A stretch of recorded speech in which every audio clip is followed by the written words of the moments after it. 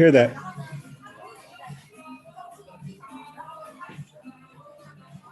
Okay, shall we get started? Just a second. Okay.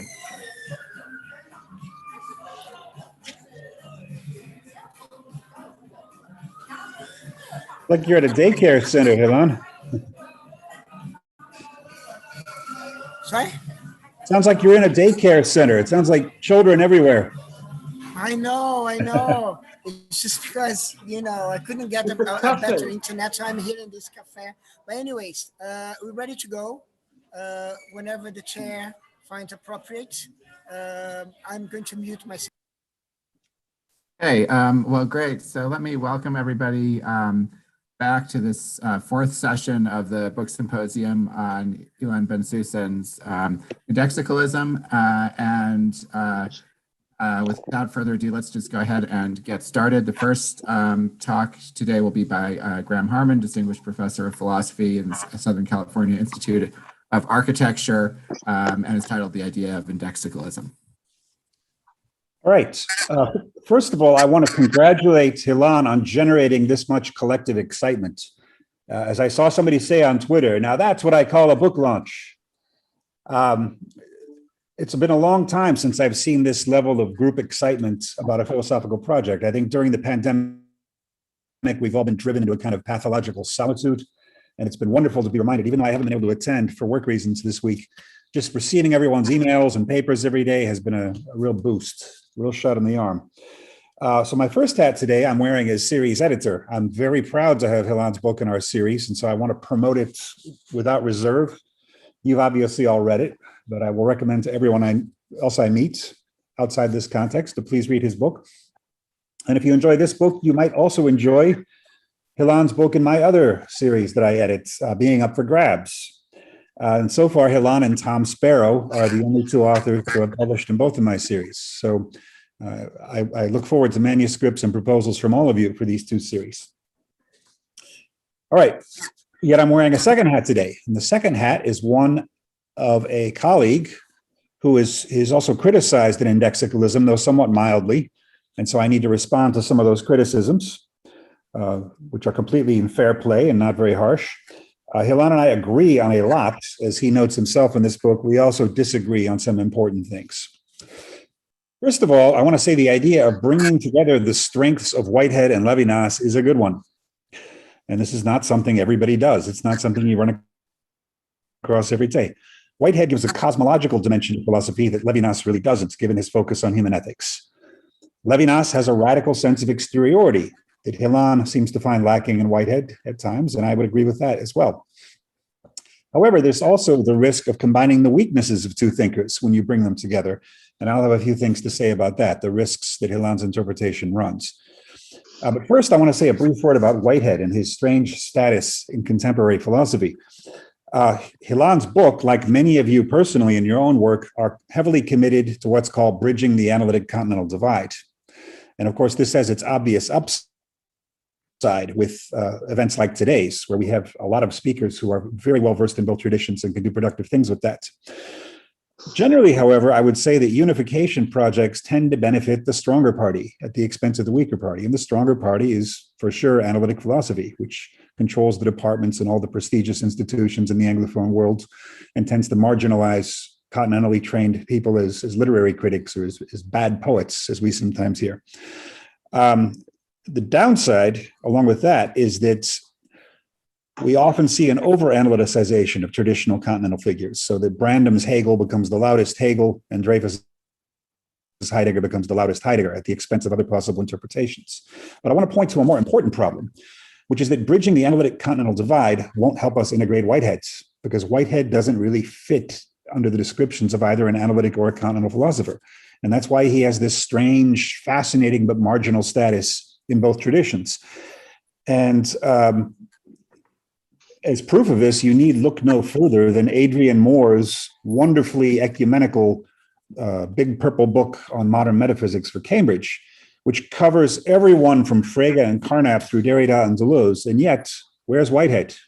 One of the greatest metaphysicians of all time is missing from a thoroughly both analytic and continental survey of modern metaphysics, which tells you that Whitehead is falling through the cracks somehow.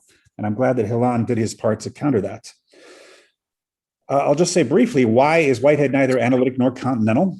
Because he denies the basic premise that is shared by both, and which I call ontotaxonomy, a term I've developed in a couple of places. Ontotaxonomy is basically the idea that there are two kinds of things in the world. First is human thought, and second is everything else. And you have to kind of start with that before you work your way out of it somehow. And the only real exceptions to that, I would say, are extreme forms of scientism on one side and extreme forms of social construction on the other, which simply subordinate one of those two terms to the other. Otherwise, you've got people playing around with philosophy tends to confine itself to discussing the human-world relation, the thought-world relation, and knowing what it can about that. When it comes to object-object relations, the modern division of labor ensures that only the sciences are allowed to talk about object-object relations because, hey, they do that so well, right?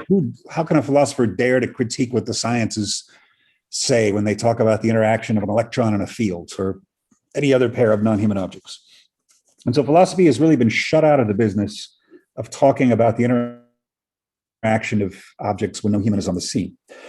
All right. And to rewrite the division of labor in modern philosophy means watering down that prohibition or eliminating it entirely, which is what Whitehead does without spending a lot of time on it, frankly. Right? Whitehead just goes and says the thought-world relation is just one form of relationality in general, something he has in common with object-oriented ontology, as some of you know. Okay.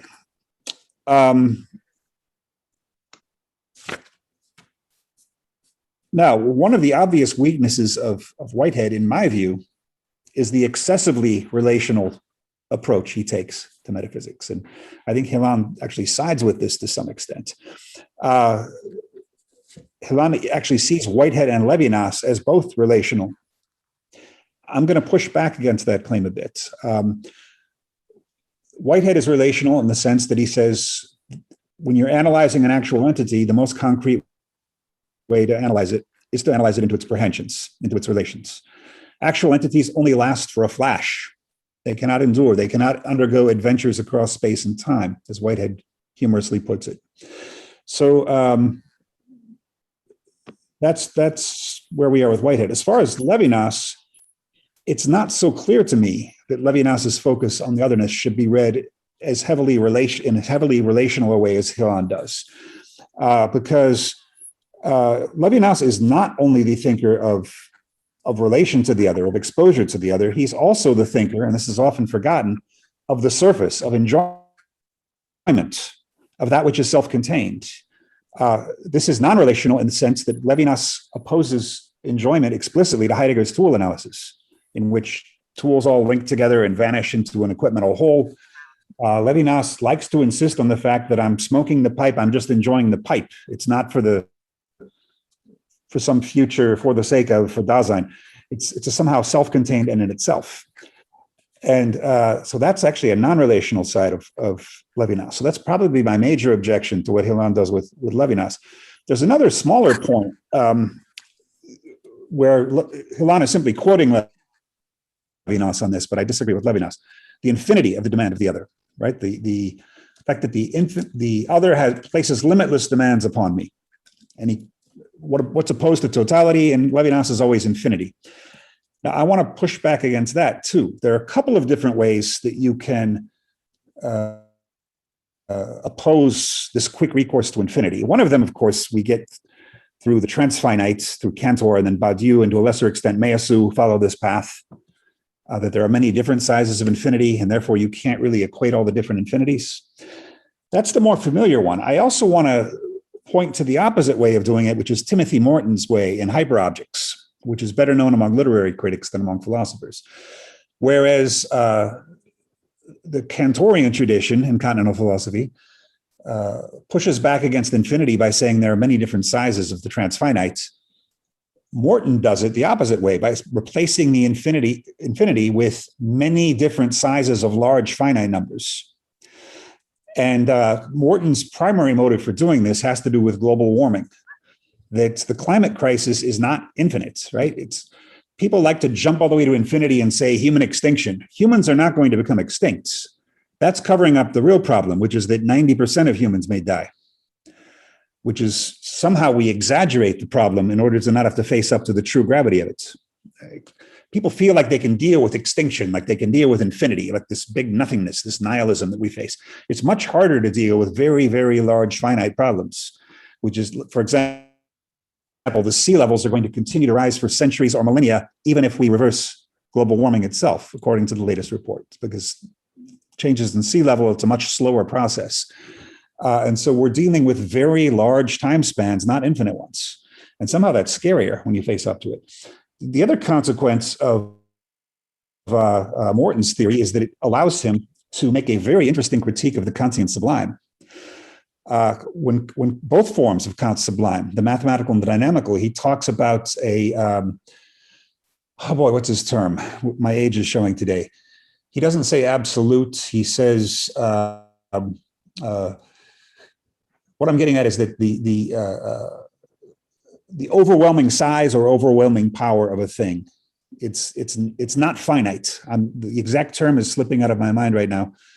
It's kind of a limitless quantity, a limitless magnitude. Whereas that's not actually true if you think about it. That the overwhelming power of a tsunami is not that of a tornado, and the overwhelming size of the Himalayas is not that of the sea. There's something different about those infinities, and simply to call them infinity misses something. And Morton gives us the tools to address that by talking about different sizes of very large things. As Rancière points out, we shouldn't really be talking about the sublime in Kant's aesthetics as much as beauty, because beauty is already radically unparaphrasable. You don't need to go to the sublime to get that. Whereas with beauty, you at least are dealing with more manageable scales. You're not jumping, like you're not giving the pistol shot of saying everything's infinite, everything overwhelms the human. So beauty already does that job. Okay, let me get back onto the main thread here. One thing that I was surprised not to find in Helland's book, in his sections on Levinas, is any sustained reference to violence and metaphysics by Derrida, because I know Helland is a fan of Derrida and knows him very well. And in a way, Derrida highlights some real problems in Levinas's account. How can you talk about the absolutely other while still talking about it? The kind of thing that John Cogburn calls an enclosure paradox, and which is, for many, the central challenge of the modern philosophical legacy. How do you get out of this enclosure paradox? You can do it like Graham Priest and say that there are true contradictions, but that's a pretty radical solution. There may be other ways to do it. And I think John Cogburn and John Bova, who I've never met, but is here I see, have been talking about this a lot. And I eagerly await their results of their collective meditation.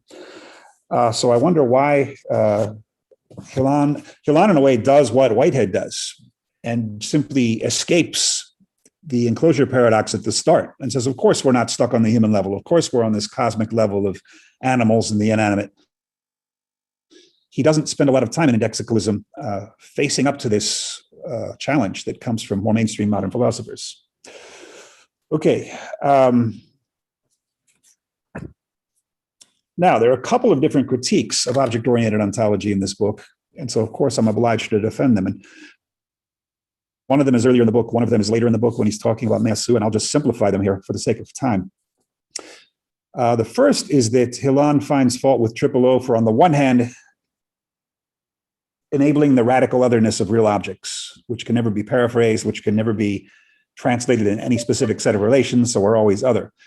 And yet, he finds a totalizing side in Triple O, which is this the quadruple structure that is used to analyze objects. So real objects are somehow not just left in their pure otherness, but are put into a diagram, are inscribed in a discourse about objects. Okay, my response to that, my first response to that is it's unclear why this would weigh any more heavily on Triple O than on anyone else. Levinas himself uses specific terminology to talk about the other. In a way, if you're going to refer to the unspeakable, you have to speak it in some way. Descola, he refers to Philippe Descola, who tries to talk about radical otherness, but he also says there are exactly 4 different kinds of human civilization, not an infinite number. There are naturalism, vitalism, totemism, and animism, not vitalism, sorry. So Descola would be just as guilty of that as Triple O. And Bensusan himself, you could play the same card against Helland's book. How can you say everything is indexical from a God's eye view? Is that itself an indexical claim? So it seems to me that you're caught up in that same bind as triple O. I'm not sure that implicates us uniquely in totality. That's simply, this is what Derrida talks about in Violence and Metaphysics. There's a difficulty in talking about that which you can't talk about. And maybe we can talk about other ways to do that. It comes down to the enclosure paradox again. All right. Now, the second critique of triple O I liked less because Harman took it directly from Meillassoux' Berlin lecture, which I've already criticized in the second edition of my Meillassoux book. I think there are a couple of problems with Meillassoux' Berlin lecture. I've seen him kind of bogged down since that lecture in some ways. I think he made a couple of mistakes that have come back to haunt him. First of all, he critiques, Harman uses a different term. The term I remember Meillassoux using is subjectalism, ALISM. And Meillassoux tries to combine two very different groups of thinkers under this name. The first group is your standard subjective positions like Berkeley, idealist positions like Berkeley or Hegel in some readings. And then the other group are the vitalists. So he mentions Nietzsche and Deleuze. He also mentions me and Ian Hamilton Grant. And he says that we are all guilty of subjectalism in different ways. One of them makes everything subjective, and one of them says everything is a subject. Well, I've responded to Meillassoux already in print that those are two completely different kinds of things. If Thales says, so let's oversimplify Thales and says and claim that he says that everything's made of water, that would be one position. But to say everything has water in it would be a different position. So Berkeley would be like the person who says everything is water, everything's a subject, whereas the vitalists would be like the people who say there's water in everything has a subject pole attached to it. So those are two very different things to begin with. Second, and more importantly, Harman repeats Meillassoux' critique that I think is completely invalid, that triple O projects human thought onto everything else. So in other words, we only know that humans have this relation to the world, and triple O illegitimately projects this onto raindrops and aluminum and nails and machines and things. That's not actually what triple O does. Triple O does almost the opposite. Triple O says what makes relations finite is not human thoughts. It's not because we have this unique thing called human cognition that we can't get at the things themselves. The thing in itself is not some special burden of unique features of human being. What we call the thing in itself simply means that relata are not exhausted by the relations in which they enter. There's always a surplus. It in no way amounts to the claim that inanimate objects think or perceive or dream or feel. It does not entail a panpsychism. I tend to support panpsychism for strategic reasons because I think it helps counter the excessive anthropocentric leanings of many modern philosophies. But I have severe doubts about panpsychism. What I'm trying to find is something much more primitive than what we call thought. A kind of relation that involves a caricature or translation that the relata perform on each other. So Meillassoux is simply wrong there, I would say. I would also say we have no closer relation to human finitude than we do to inanimate finitude. Yes, we can see that we're finite, but that's not because we're humans. It's because we deduce that this experience we're having is not the sum total of all possible experience. It's finite and it's occurring according to certain categories and according to certain spatio-temporal coordinates. And that's deduced. It's not something I directly experience about humans because I'm human. I can also deduce the same thing about fire burning cotton or any other inanimate relation. It's not something that belongs to a sphere of immediate givenness. And so therefore, I don't think we have any closer acquaintance with human finitude than we do with inanimate finitude. So those are my answers to Meillassoux. And Harman repeated them to some extent. So that's why I bring them up here. I would simply say about the fourfold structure that there's nothing totalizing about it. It's simply a research program. And a research program is open to falsification. It's open to amplification. It's not saying that from here on out, all successful philosophy must look at the world, both human and non-human, as consisting of a fourfold quadruple structure made up of real and sensual objects and real and sensual qualities. That's as provisional as any philosophy is. It's simply a way of narrowing down the place that I'm looking and trying to develop the thought further. It's not a claim to have access to reality directly. Quite the contrary, because that indirectness is built into the real terms in the quadruple structure. The real terms are not directly accessible. They're simply put in there like variables in an algebraic equation. I don't know what they are. but we somehow have some sense of the outlines of them. And Triple O, of course, uses aesthetics as one of the major ways to escape the enclosure paradox. Aesthetics being one of the ways that you hint at a thing, making it present without making it directly present. Of course, aesthetics in Triple O is only possible because of the other division in Triple O that Harman doesn't talk about as much, though he mentions it a couple of times, which is not the withdrawn versus the present or the hidden versus the visible, but the difference between objects and qualities. Because according to Triple O's reading of aesthetics, it's the split between objects and qualities in a thing that takes us from the realm of literalism to the realm of aesthetics. And this has a philosophical origin, not an aesthetic one. It doesn't come from the arts. It comes from what I consider to be Husserl's unknown major critique, which is the critique of Hume. People always talk about Husserl's critique of psychologism because that's what he spends all his time on. But I see phenomenology as basically a critique of Hume, because what is Hume and British empiricism really about? There aren't objects, there are bundles of qualities. And maybe you could say it's the mind or habit or customary conjunction that binds the qualities together. Husserl simply denies that for probably the first time in the history of philosophy. I think Kant gets pretty close to it with his transcendental object equals X, but I don't think he quite gets there because he considers the transcendental object equals X to be an empty form of thought. Whereas for Husserl, it's not, the intentional object is not an empty form of thought. The intentional object is there before us at all times. It is simply encrusted or covered over by all its various adumbrations. And our job as phenomenologists is to subtract all of the adumbrations that are accidental. The fact that I am seeing this coffee cup from the front side that says Mayo Clinic instead of from the back side right now, the coffee cup can be seen from many different angles while still remaining the same coffee cup for me. That is a radical critique of Hume. And Triple O takes that and develops it in a couple of directions, one of those being a new understanding of theory, but the more prominent one so far being a new understanding of aesthetics, that aesthetics is about driving a wedge between that object and its qualities. And so I just noticed that Harman did not talk quite as much about that second axis of Triple O in his critique. Okay, now I want to also say something about his use of Descartes, Viveros de Castro, and all these other Amerindian anthropologies. This is very interesting. What's so exciting about, obviously people who are very opposed to relativism are allergic to all of this new anthropological work. And here I would mention people like the new realists, Marcus Gabriel and Maurizio Ferraris, both friends of mine, who embrace realism because their main enemy is relativism. And they want to stop relativism. And Paul Boghossian is one of their allies in this quest. And so they're bound to be extremely skeptical about what people like Descartes and Viveros de Castro and Latour are doing for that reason. I find it refreshing to find Western philosophy, at least experimentally, placed on the same footing as Amerindian cosmologies, so that all of this rigorous philosophy we claim to do is just naturalism. And there are these parallel universes of totemism, analogism, and animism that we might also explore, but we're prevented from doing so. It's wonderful. It's a wonderful broadening of our world. However, I do have a philosophical problem with it. And I'll mention this in the context of Latour, someone whose work I know very well and a person I know quite well.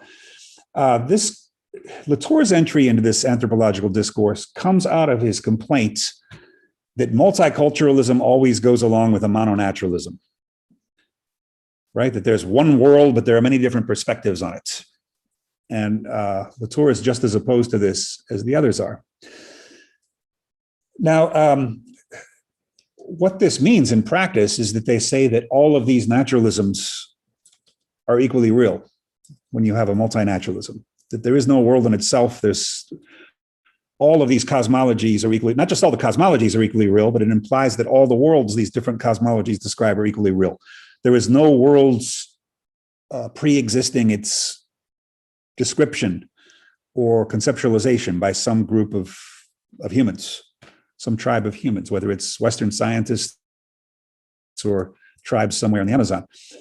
Okay, here's the problem with that. I think the central problem of Latour's philosophy, and I'm second to none in admiring that philosophy. I think Latour shows us a way out of modernism and its deadlocks. However, there's an asymmetry in Latour's philosophy that I've always regretted, and this is what has led him.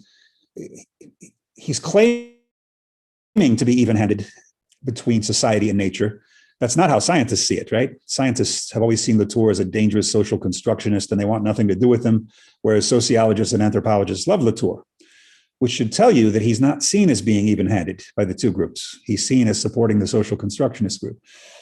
Well, it seems to me that Latour's problem is he does a very good job of deconstructing the difference between nature and culture and saying that they both need to be placed on the same footing, which is the arrangement of actors in a network. This happens in nature just as much as it happens in culture, and that's what you need to look at. So you need to look at how various actors are assembled. So I think that's positive. But then he does a second thing that he thinks is the same as the first, but it's actually different from the first, which is that he defines nature as the non-relational and culture as the relational.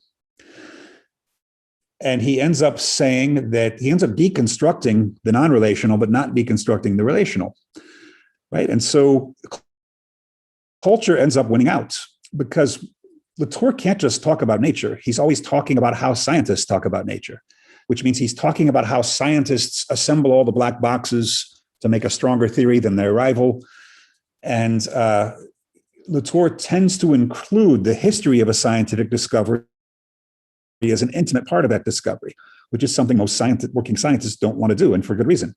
They want to also point to what I would call the indexical side of science, ironically, that their science also points at a result that is outside the process used to discover it.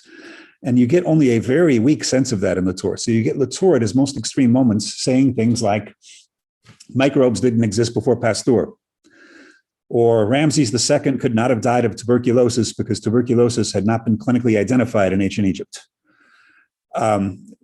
So this very strong sense of retroactivity, that the past is a retroactive construction of the present, that you also find in a very different thinker like Zizek, that there is no real independent past. The difference, I think, is that Zizek gets very nervous about doing this to science in a way that Latour is more bold about this and is willing to make more extreme sentences. So Zizek, for example, will say, all right, I'm not saying that nature itself changed between Newton and Einstein, not just the theories of nature changed.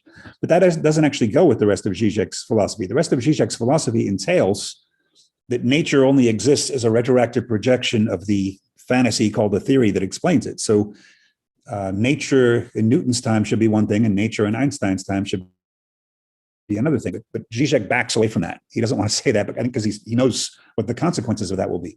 Latour goes ahead and says it, which is why he became one of the main targets of the 1990s science wars, why he has missed out on several jobs that he was otherwise going to get because certain scientific realists were horrified by the idea of having Latour as a colleague at these prestigious institutions. So Latour has paid a price in his career for being willing to go all the way with this retroactivism. And again, I think it's a mistake. I think there's, as much as I love Latour's work, there's a reason, there's good reason that scientists oppose some of it. Okay, I would also say, I don't mind the relativism of these anthropologists so much. Unlike Ferraris and Gabriel and Boghossian, I'm less bothered by relativism than I am by idealism. It seems to me that if you're committed to a realism as I am, that is so real that it's different from any expression of it or any proclamation of it or any paraphrase of it, you're committed to a certain amount of relativism, or at least a certain amount of uncertainty about which approach to the world is going to be the best one. And I don't think there's anything screamingly social constructionist about that. You find that in fallibilist theories of philosophy of science as well. This idea that somehow the science that we have is not a good match for the real as it is, that it's always coming up short, and that we experience intermittent revolutions that remind us of that. I'm more bothered by the notion of idealism. And I don't just mean idealism in the Berkeleyan way. There aren't that many people who defend theories like that. I'm talking about people who don't realize they're adopting an idealist position. They think they're adopting the most rigorous realist position. And again, one example I would give of that is Meillassoux. Meillassoux, he doesn't like using the word realism. He likes calling himself a materialist. But if you ask Meillassoux, he's probably going to tell you that his speculative materialism is way more realist than object-oriented ontology, because object-oriented ontology can never get past the perspectives that each thing has on everything else. Whereas Meillassoux thinks he can give you the primary quality of things directly through mathematization. But there's a really big problem with realisms that think they can make the real present to knowledge. And that is, they have to account for the difference between our knowledge of the thing and the thing. So in other words, Meillassoux thinks that we can get the primary qualities of a tree by giving a perfect mathematical model of the tree, if we can do that. But then if I ask Meillassoux, what's the difference then between the mathematical model of a tree, the knowledge of a tree, and the tree itself? He'll say something very dismissive. He'll say, I'm not a Pythagorean, right? For me, the mathematical knowledge indexes the thing. It's not the thing itself. The world itself isn't mathematical. It's our knowledge of the thing that's mathematical. And it's a meaningless sign that points at the thing. Okay, but then if you push Meillassoux on it and ask still, what's the difference between the knowledge of the tree and the tree itself? At the end of the day, he's going to tell you the tree itself is in matter, and the knowledge is extracted from the matter and transported into the mind. The problem, of course, is that no one has ever seen this matter. If you think about it, matter is kind of a folk ontology. We'd walk into something and we bump into it. And so we think there's something called matter that's different from my idea of a thing. This overlooks the possibility that knowledge may well actually be, and I think it is, a translation of the form itself. So that you can't move the form of the tree from the tree into the mind without translating it in some way, without distorting or altering it in some way. That knowledge, there's no transport without transformation, to use Latour's phrase. And this goes back to some of the medievals. You could argue that Suarez said this against Thomas Aquinas, that knowledge is not about extracting forms from matter. You know, forms are somehow unalterable where they stand. Sorry? Okay.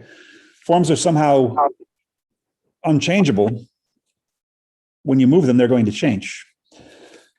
So that's my example, my favorite example of how something that claims to be a rigorous realism that allows us to know the real, inevitably turns out to be a form of idealism. Okay. Now, process. I see that Stephen Shaviro is in the room, and that's very well timed because I'm going to talk about process. And I've argued this with Stephen and others. There are also a couple of new emerging voices in continental philosophy about process. I don't know if everybody knows these authors yet. One of them is Thomas Nail, who's an incredibly prolific young author at the University of Denver, who writes a lot about process, also writes about immigrants from a political standpoint. And his new book, Theory of the Object, just came out. And I haven't read it yet because it just came out, 4 days ago. He views the object in terms of process. Harman talks about process in his book, but it's a rather unique definition of process. Harman in this book seems to read process philosophy as any kind of philosophy that embraces contingency, so that process becomes a kind of philosophy of surprise rather than a necessitarianism. And I have no objection to that definition. The usual definition of process is something more like everything's changing all the time. I want to point out first, even though I think Stephen Shaviro might disagree with me in the question period, is that there are two different kinds of things, at least, that usually get called process philosophy with the same name. One of them is what I consider the real process philosophy, which is the Bergson-Deleuze model that time is not made of instants, and so everything's continuously changing, and you can't pin down the now. In a way, that's even there in Aristotle, if you read Aristotle's physics the right way.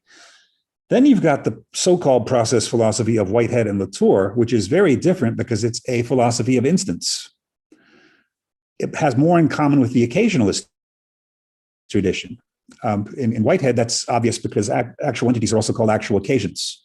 They don't undergo adventures in space and time. They exist for a flash and then they vanish.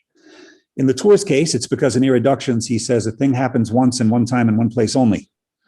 A thing does not last over time. If I want to say that Brazil is the same country that it was at its founding, I have to do the work of showing all the transformations that Brazil went through and identify a trajectory that makes that Brazil the same Brazil. But it's not actually the same Brazil. It's a different Brazil every instant, if you follow Whitehead and Latour closely. Now, I also am of the opinion that if everything is changing all the time, you end up with no way to explain stability. And you also end up repeating change twice, because look at someone like Thomas Nail, who's quite a fine philosopher, an incredibly productive one, to say the least. Nail, on the one hand, embraces the ontological thesis that everything is changing all the time. That never stops. But then when he wants to give an example of it, he says immigrants, right? Because immigrants are moving, they're not fixed in one place, they're in border camps and moving. But why is an immigrant a better example of process ontology than some antebellum plantation owner who's been sitting on the same cotton plantation using slaves for 8 generations? Because if you ontologize process so that it's everywhere at all times, the immigrant shouldn't be any better a model of change than that. So that's one issue that these philosophies have. They want to say that everything's changed, but then they want to point to examples of things that are really change in the immanent sense, but that shouldn't be possible. Everything should be equally changed if they take that seriously. All right, now what I'm getting at is that Harman, and this is our biggest disagreement in terms of the content of his book, he's very hostile to what he calls substantivism, which of course O is all about substantivism. In fact, O sees itself as the latest in the line of Aristotle, Aquinas, Leibniz philosophies of substance. And a word about Leibniz, by the way. I think Harman's reading of Leibniz and of monadology more generally as being a relational philosophy is questionable because yes, all the monads have a pre-established harmony with all of the other monads. What Harman doesn't mention so much or at all is that that only happens through gods. It's not a direct relation to the other things. So in a sense, monads are solipsistic in a sense. If they're not solipsistic, it's only because God made it so, only because God imprinted into each of the monads a kind of simulated relation with all of the other things. God, I guess, could have messed it up and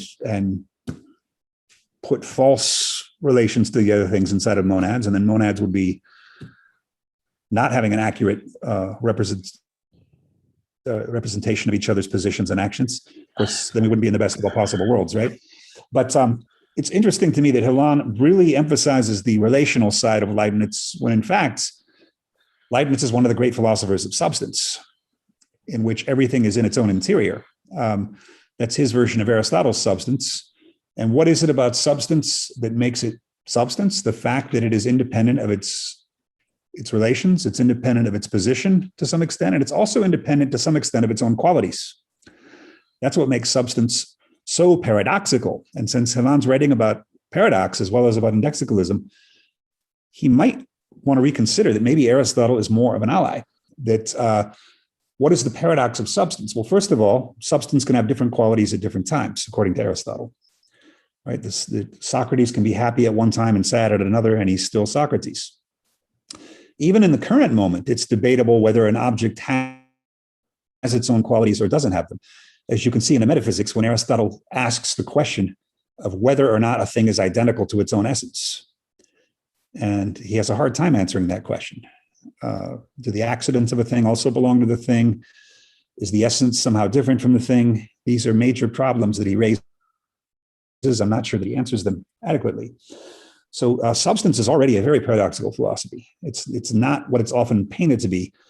And this brings us to the political claims that Harman makes, which are actually my least favorite part of the book, and I hope he'll forgive me here. He, in the first place, he identifies substantivism with colonialism, substantivism with patriarchy. He quotes a number of Amerindian female, or at least one Amerindian female authority as relating substance to patriarchy and colonialism. And I'm always skeptical of claims like this. I don't think it's so easy to draw a direct line between an ontology and a set of political consequences.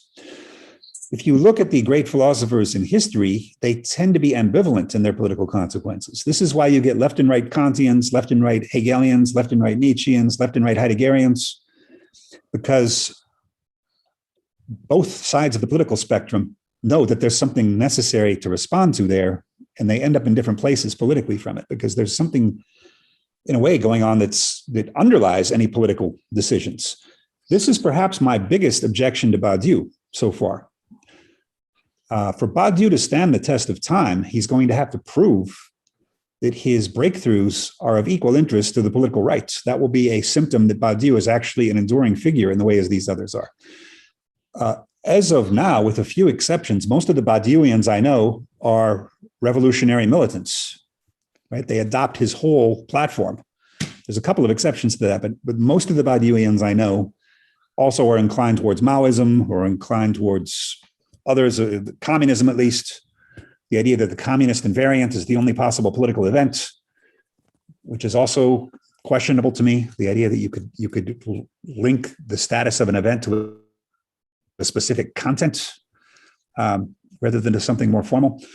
Anyway, so I'm skeptical of the idea that a critique of substance would necessarily lead to colonialism or anti-colonialism, anti-patriarchalism, or to revolution in any sense.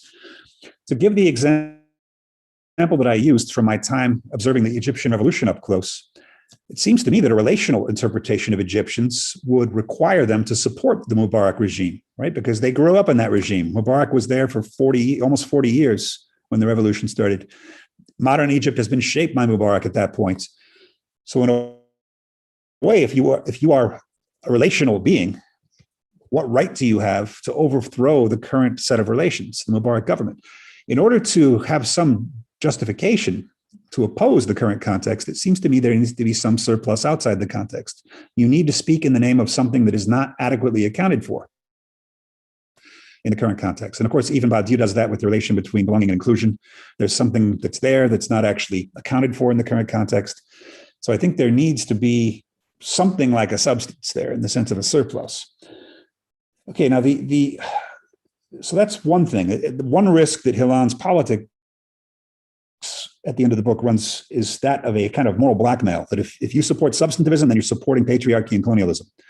So I would reject that. And it's not just Hillan. You get this a lot with the new materialist feminists, that somehow process and flux and anti-essentialism are inherently more hospitable to feminism. I disagree. I don't think any particular ontology is going to be permanently more hospitable to feminism. There are contingent historical reasons why feminists have wanted to oppose essence. But that's a bad understanding of essence that they've been fighting against. The idea, not that there is an essence of woman as opposed to an essence of man, but the idea that somebody can know it and assign social roles on the basis of that purported knowledge. Like Pat Buchanan saying women don't have the psychological makeup to succeed in the business world or something like that. That involves Pat Buchanan's claim to know the essence of femininity. It's not clear that any claim that there is an essence of a gender or a nation runs that risk. Just to give you one example that I've used in print before, Edward Said, on the one hand, is very right to say that the West objectifies the East in this broad sense. It orientalizes the East. All right, there's something to that. He's right about that. There are countless examples, such as Flaubert's Disgusting Letters from Egypt, the most revolting book I've read in my life, where he treats the Egyptians like crap. It made me angry. I gave away the book. I didn't want it on my shelf. But then Said slips into a kind of nominalist anti-essentialism, which is, he says, anyway, you can't say the essence of Egyptians because there's nothing more than a bunch of individual Egyptians. There is no Egyptian. There is no Egypt. There's just a bunch of individual Egyptians, and you can't generalize. The problem is that ends up sounding like Margaret Thatcher's claim that society doesn't exist, only the family exists and individuals exist. So that is a risk often run by anti-essentialists. Okay, one last point about Hillan's political part. And this has to do with a different risk, the risk of beautiful soulism. Because Hillan's politics seems like this very positive model of infinite conversations and infinite respect for otherness, facing up to our colonialist legacy, somehow trying to undo the damage that's been done. He has that wonderful chapter on Potosi, which I knew nothing about. Thank you for broadening my conception of history there, Hillan. But that runs the risk of beautiful soulism, this idea that there are no conflicts, there are only differences, and we can solve them through discussing. Because the fact is, there are times when we need to kill the other. And many people do that in the case of animals, for example. And even if that gets phased out as a result of global warming and the need to reduce carbon production, maybe we need to stop eating beef. People still kill animals for food. And on the human level, I think we would all agree, unless you're maybe a very strong Quaker or Buddhist, that there are cases where the killing of the other is justified. So, probably the most common one is an intruder comes in at night and is threatening your family. If you had a weapon, you would probably use it. I'll go even a little further than that and say there was a justified killing on Capitol Hill on January 6th. I do not think Ashley Babbitt was a martyr. I think she was part of an armed insurrection that aimed to overthrow the U.S. government. And I totally support the Capitol Police officer for shooting in that case, even if Ashley Babbitt was not the one primarily responsible for the insurrection, was just going with the flow. So can you account in your politics for the fact that conflict is sometimes real? It's not just a matter of hearing the other story, and there are times when there's a conflict of real interests that needs to be settled. And Hitler would be the classic example, but I'll give you one last one and end my talk here. One of the conflicts in the world that fascinates me the most right now is the conflict over Nile water between Egypt, Sudan, Ethiopia, South Sudan, partly because I was in Egypt for all those years, and so heard a lot about this issue, and partly because it's not clear to me who's right in that case. For those who don't know, there was a treaty signed in the 1940s that allotted Egypt the largest percentage of Nile water. And Egypt, for many years, had it as a pillar of its foreign policy that they will destroy any dam built by another country on the Nile. Egypt itself has a big dam on the Nile now in southern Egypt, built during Nasser's time, primarily for hydroelectric power generation and for flood control. But their policy has been, since the 70s, their stated policy has been, we will attack any dam built by another country on the Nile. Okay, and then other countries on the Nile, like Ethiopia, Sudan, and now South Sudan, a new country, have pushed back and said, stop threatening us. Stop treating us like children you can bully. Start talking to us like partners about the Nile water, as water becomes more and more of an issue. Egypt's response is, you guys have rain. We're 98% desert. This is the only water we have.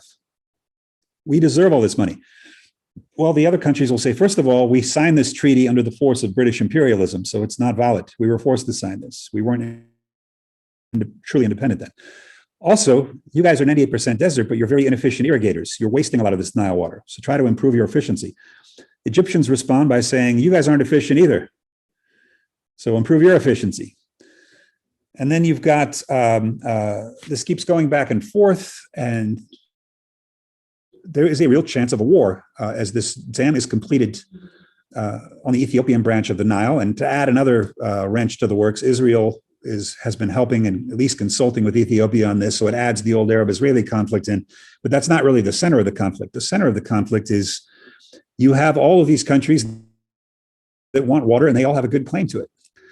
And so that's something that if it's not settled by diplomacy is going to be settled by force. And it's impossible to see a God's eye view from which you can declare who has the right to which percentage of the water. It's simply a question of national survival for each of those three countries. And as water declines in supply with global warming, we're going to see a lot more resource wars of that kind. Turkey and Syria almost fought a war in the mid-90s that isn't well known over either the Euphrates or the Tigris water supply. I don't remember which. Turkey was going to dam one of them and Syria was threatening war. Syria and Israel, US and Mexico, other water wars are likely to happen. When migrants want to come into the United States from Central America because of rising temperatures, well, on the one hand, they have a right because they want to survive. On the other hand, Americans aren't going to want them to come in, and so on. So it's not clear that all conflicts can be solved by discussion. There's a reason that humans have recourse to violence sometimes to settle disputes. It's not always petty. It's not always the result of corporations greedily trying to increase their profits. It's something that's been there throughout human history, the specter of violence. And here I'm pointing to someone like Carl Schmitt for all his problems. Anyway, I should stop there. So we have the 10-minute slot for discussion. Thank you all for listening. Thanks very much, Graham. And yeah, we'll have a relatively short discussion period. And Elon, do you want to start or?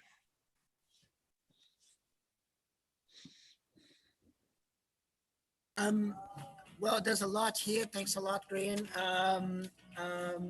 I'm going to have my time for responses tomorrow, so I think I'm going to keep the beat, at least a bit of concerning triple O to tomorrow.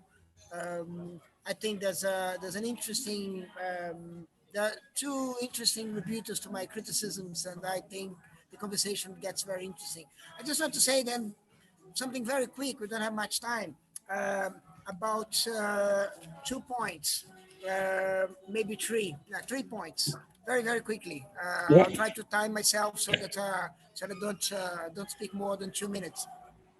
First of one, very briefly, is about violence et métaphysique, Derrida's text on Levinas. In fact, I think it's an interesting, illuminating text, and in fact, it was in this discussion yesterday because Shavira brought it up.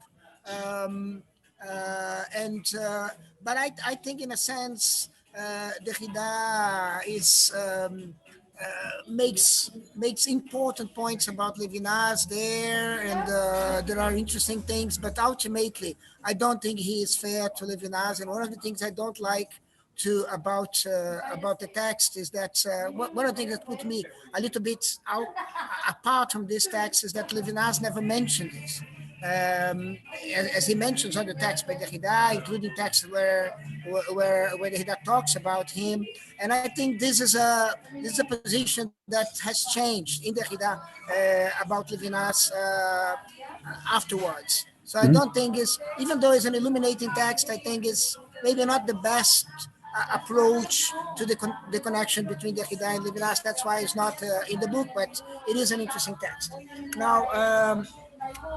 I'm going to skip the triple O thing. I'm going to try to reply in writing if I have time from here to tomorrow, because I think there are interesting nuances here that deserve to be considered. The second and third thing have to do with politics and this business of left and right Hegelians, left and right Heideggerians, but only left-wing Badiouians. Yeah, first of all, I would say, to me, there is an important difference between what one could call substantialism, which would be, to me, I think, ultimately very close to what is commonly taught as the metaphysics of presence, because, of course, substance relates to ousia, and ousia is translated by Heidegger, for instance, as presence. And I'm not sure any of the two translations are best. Other translations have been proposed; they could be more interesting. But anyways, I think it's heading in this direction. This is something that kind of concerns me sometimes, but it's not the central point of the book. Substantivism, on the other hand, is the central point of the book, because basically Indexicalism is opposed to substantivism. I myself have, to make sure that the idea that things are substances, nouns, yeah, substantives, yeah. The idea that things are substantives that permeate not only the metaphysics of presence, the metaphysics of substance, the metaphysics of ousia, but also a lot of the criticisms of this thing. So when I go and say, for instance, and the thing about Leibniz, I won't have time to get into, but I think it's something that emerged in our conversation about being up for grabs as well. And I think you made the point clearer to me now. And it seems to me just a question of emphasis. At any state, what is important for me is that substances in Leibniz are fully world dependent. So they wouldn't do anything they do if they're moved to another world. And I think this is what makes them like very importantly relational. But I'll move to the thing about substantivism. Now, substantivism is behind, and that's one of the, I think, diagnoses that is done in the book.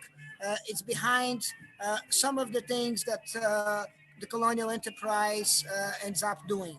And this is a diagnosis that is, in a sense, in line with a lot of the diagnoses that, some of the diagnoses that Heidegger had done along his life, not in line in terms of being the same diagnosis, but basically being of the same kind.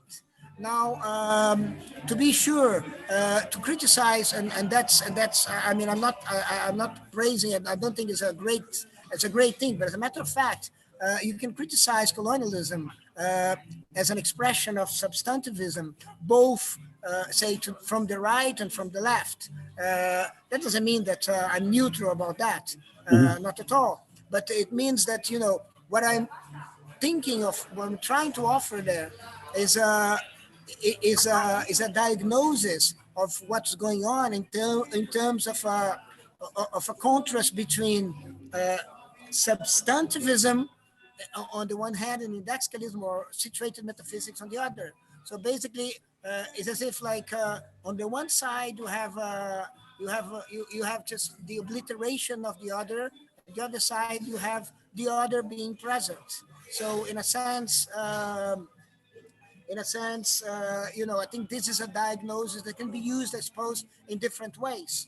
So, so in that sense, I think what I'm offering is a diagnosis. And finally, about conversations. Well, Shaviro pressed me on conversations, and I think I'm willing to concede that you know, conversation is not the best way to account for proximity, and it's not the best way to account for asymmetry in the Levinasian way.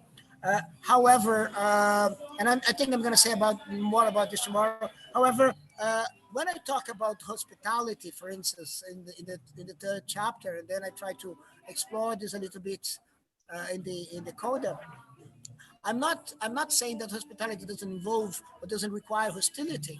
I think, you know, the exercise of hospitality and the exercise of hostility, they are very close to each other. In fact, I don't know, it's not, maybe it's not even needed to go and read Moos, yeah, to see how hospitality becomes hostility like straight away. And also the Hida worked very interestingly about that. But basically, in any case, just to be very brief, you said something that is very indexicalist when you were describing the conflict around the Nile, because you said, well, you know, Egypt, Sudan, South Sudan, Ethiopia, and then you said, I don't know who's right, and then you said there is no God view way of determining who's right. Well, I mean, this is exactly what indexicalism is about. So you need to actually be situated, and you need to actually exercise hospitality / hostility in order to determine that, because there is no drawn view that would make you third person, no view from nowhere that would decide that. That decision is done, so to speak, on the ground. So in a sense, yeah, I agree with you, but I don't think this is a point against indexicalism, quite the opposite. Yeah, I think I spoke more than I said I was going to speak. All right. I think we ran over, so rather than my responding to you, maybe we should move on to Charlie.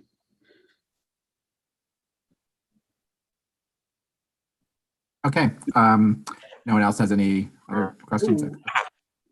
Yeah. Go ahead. Sorry, I don't know. Or try and do. I'm sorry. Is it hard to hear me? No. No, sorry. It was for a second, but for a second it was, and now I can hear you. Thank you. Thanks very much for the illuminations, first of all. And I just want to point a few things of really questions. I don't know if you'll have time to respond. One is the difference between relativity and relationship. So, for example, I read Heelan's book as to do with relationship rather than relativity, and also you know, the idea of the other as, you know, is that you got to have a relationship, and that's where a conversation or an encounter happens with that. So it is not to do with a reality being relative in that sense. That's what I'm asking. And the other thing is to do with infinity. And let's go to Cezanne. let's go to the aspects. If you think about shapes in Cézanne's paintings, they always have different aspects. You see a ball, or I don't know, say an apple or whatever, with different aspects of it. Yeah. And that was, historically was taken into Cubism, was in a sense translated into Cubism, and we had a look, everything, any object became sort of like this infinity of aspects. Yeah, and here the question is to do with the hyperobject. In a sense, you can look at a kind of a cubist painting and think, we have a sort of like hyperobject inside this kind of enclosed painting, rectangular thing. Yeah, and the reason that it found an end. Not many people do. There was a certain ending of Cubism. Precisely that. The point that it seems like an infinity, but it isn't an infinity. So I'm just wondering whether it touches the things that you were saying. Yeah, I'm interested in both Cézanne and Cubism. I've tended to identify that movement philosophically with Husserl. In the sense that Cubism isn't so much about the otherness of the thing or the hiddenness of it, but about the many different adumbrations it can have, the many different sides it can show, and that it somehow remains invariant despite all those sides. And so I wouldn't say that Cubism, whereas I see Morton and his hyperobject as being more on the full-blown realist side, that there's something there that we can never really fully grasp. Whereas in Cubist art, I think the thing is there. It's just that you're seeing it from a confusing multitude of perspectives simultaneously. Whereas I think with Morton, there's something that goes beyond perspectivism, I think, in the Cubist sense. There's something that the hyperobject is something so large that we can't really master it. And I'm not sure that that's true of a Cézanne apple or the Mont Saint-Victoire or Picasso's guitar players or violins. So I would tend to put those on opposite sides. Okay. In terms of relationship, I'm not sure I got your question right, but I'm not opposed to relation. I'm opposed to the idea that a thing is a sum of relations. And one example of that would be when Merleau-Ponty, and Merleau-Ponty's stock is very high these days, of course, on a number of fronts. But Merleau-Ponty says the house is not the house viewed from nowhere, but the house viewed from everywhere. Well, am I frozen? You're all frozen for me. No, you're not frozen. No, you are. Now you are frozen. Only now, yes. Can you hear me? There you go. Yeah. Yeah. I don't know. What was the last thing you heard me say? If you were frozen, you were asking this. About Merleau-Ponty. Oh, Merleau-Ponty. Merleau-Ponty says the house is not the house viewed from nowhere, but the house viewed from everywhere, which has a nice ring to it. But I don't see how you can make a house out of views. You can view the house because there's a house. The house doesn't exist because there are views of it. So as counterintuitive and futuristic as that sounds, I don't think it works philosophically. And so you cannot just have a world made up entirely of relata, even though that's the kind of standard radical move these days in many corners of philosophy, to relationize everything. Even in Latour, my favorite living philosopher, there's too much of that tendency. Latour has that one brief point in his career when he tries to get out of relationism by positing something called the plasma, which is this surplus beyond all determinate networks of actors. But then it ends up just seeming too much like the pre-saccadic aperon. It's just this giant lump that, he gives these examples like, why does a mediocre academic musician suddenly compose a masterpiece symphony? The plasma. Why does a harmonious marriage suddenly collapse with no reason? The plasma. So the plasma becomes this monistic, godlike thing that causes all change, even though it's not determinate in any way. So I think that's the problem you get into when you have a philosophy like Latour, where everything's a network, everything's a relation, or Whitehead's. And I can imagine Stephen Shaviro shaking his head somewhere. I can't see him on the screen right now. You need to flick it. Yeah. I'm here. Just one Sorry, thing. paper, Stephen. I was asking about the difference between relationship and relativism. Oh, big difference. But maybe they come back to the same point. For me, relationship, the kind of relationship that interests me most is the compositional one. You know, when most people talk about causation, including Maciel, they're talking about something that happens over time, diachronically. One thing comes up and meets another, and they do something to each other. And that's what Maciel says is completely contingent. You never know when you put one thing next to another, you never know what amazingly contingent thing is going to happen. The kind of relation I'm more interested in is the synchronic one in the case of composition. The fact that I have a human body that's made up of multiple substructures at different levels, each of which has a certain autonomy from what's below it and what's above it. I have organs that are somewhat self-enclosed. It's harder for Maciel to make his contingency case at the level of composition, right? Because then it could be that sometimes all of my organs make up a cow instead of a human. That's a little harder to sneak contingency in there. And so relation for me has a lot to do with composition. And in fact, for me, any real relation makes a new object. I've written about how a plane crash is actually best analyzed as the formation of a new entity, the crash that has the two planes as its subcomponents. I wrote an article about that. And then somehow they disengage after having retroactively affected their parts. Whereas relativity, and you're not talking about Einstein, you're talking about the sense of relativism, right? Yeah. That would have to do with the fact that you do not have direct access to anything outside of you. And actually, Harman does this quite nicely in Whitehead's case. I don't think he talks about it much in the case of Levinas, but in Whitehead's case, he talks about the fact that relations are always mediated. I don't think you used the phrase eternal objects, but I think that's what you meant, that there's no direct relationship in Whitehead either. It has to pass through the eternal objects contained in God, the universals, the qualities. And oh, by the way, in response to what you said about Whitehead, Harman, about Leibniz, you say substances are world dependent in Leibniz. Well, again, I would say substances are dependent on the appearance of a world. God could have made it such that there's only one monad, me, who is perceiving all these other things. None of the monads corresponding to those other things exist. God has that power. And so in a way, it's kind of superfluous that there are all of these monads that are accurately reflecting each other.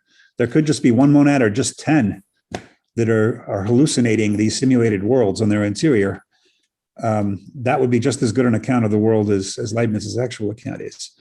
So anyway, I mentioned that in response to your question in order to say that I think relativism simply follows when direct access to the outside is no longer possible, because everyone's access to that world is going to be somewhat different. It doesn't mean that all views of the world are equal or all solutions to any problem are equal, but it does mean that no statement is isomorphic with the reality that it describes. And this is where I differ from the gang of Gabriel, Ferraris, and Boghossian.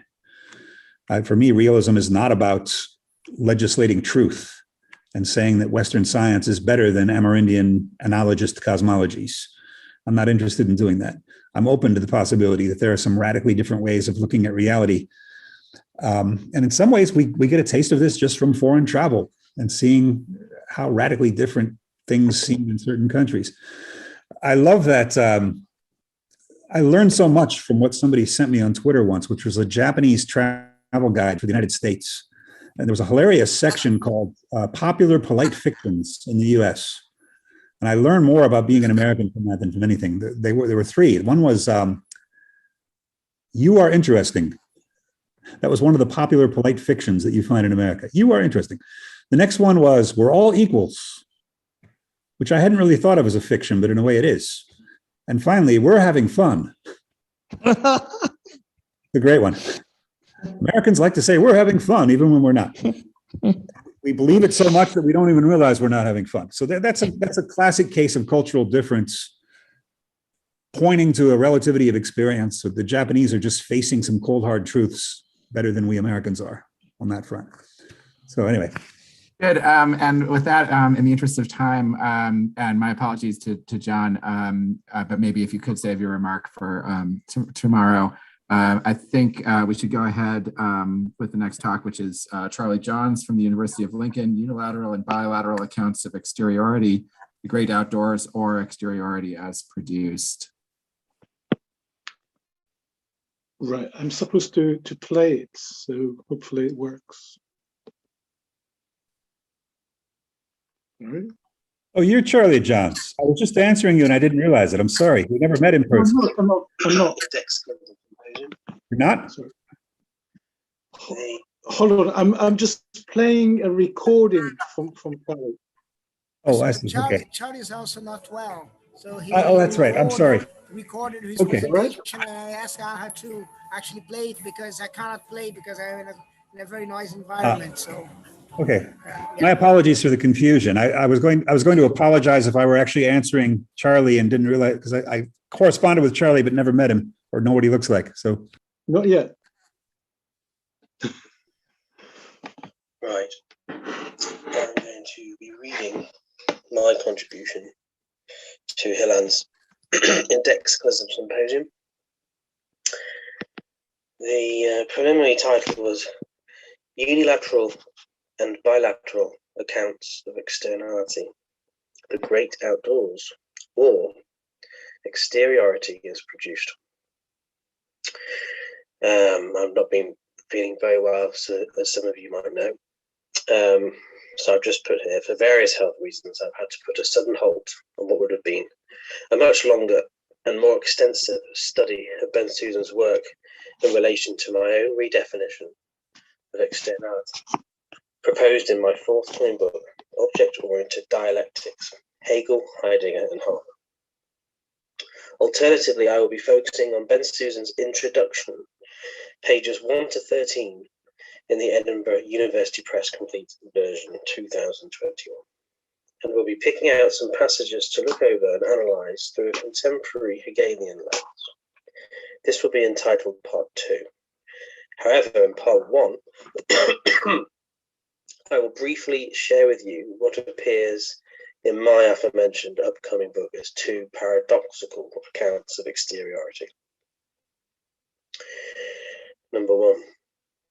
The Hegelian account of exteriority as always external to something or other.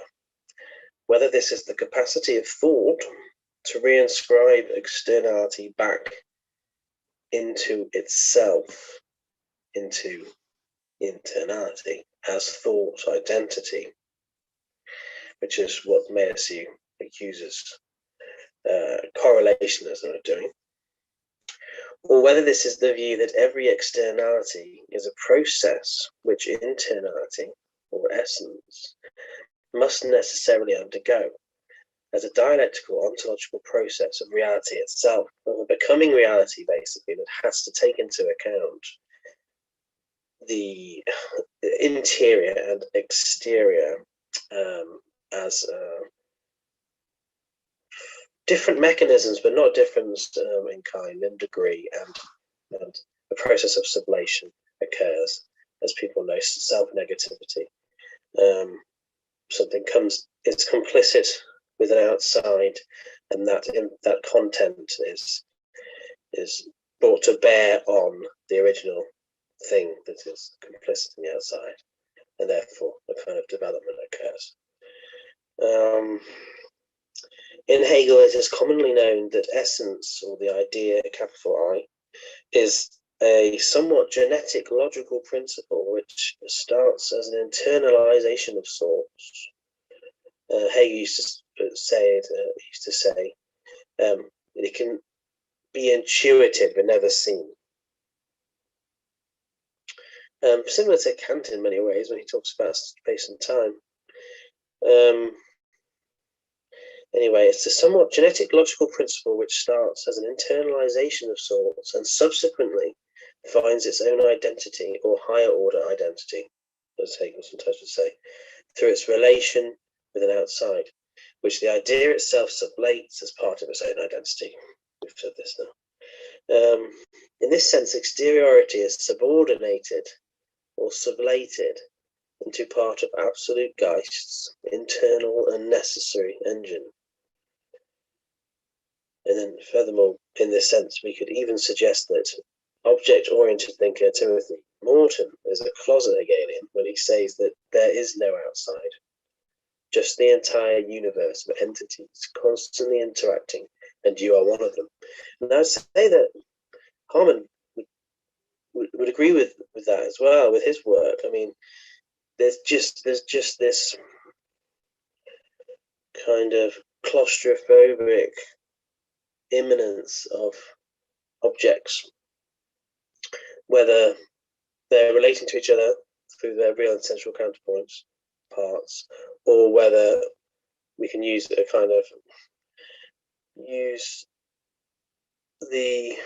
idea of essence and eidos in his work of time and space, as the actual immanent relation between an object and its qualities. There is no outside of that. And I think it's kind of interesting to use Hegel for that, because they probably hate that. Anyway, number 2, the Hegelian but also Macielian account of speculative possibility or contingency, which states that being can become in an infinite amount of ways other than the one applicable to the laws of our planet Earth, and in fact the entire universe. That needs to go into a bit more detail.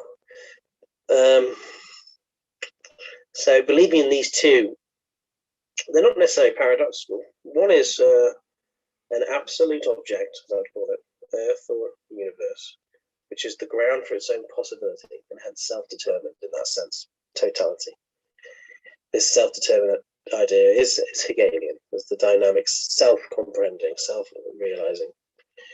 Every type of externality is produced then as the expression of this, or as Hegel would have put it, the realization of an immanent internal engine or intuition of Geist, which has no exteriority other to itself.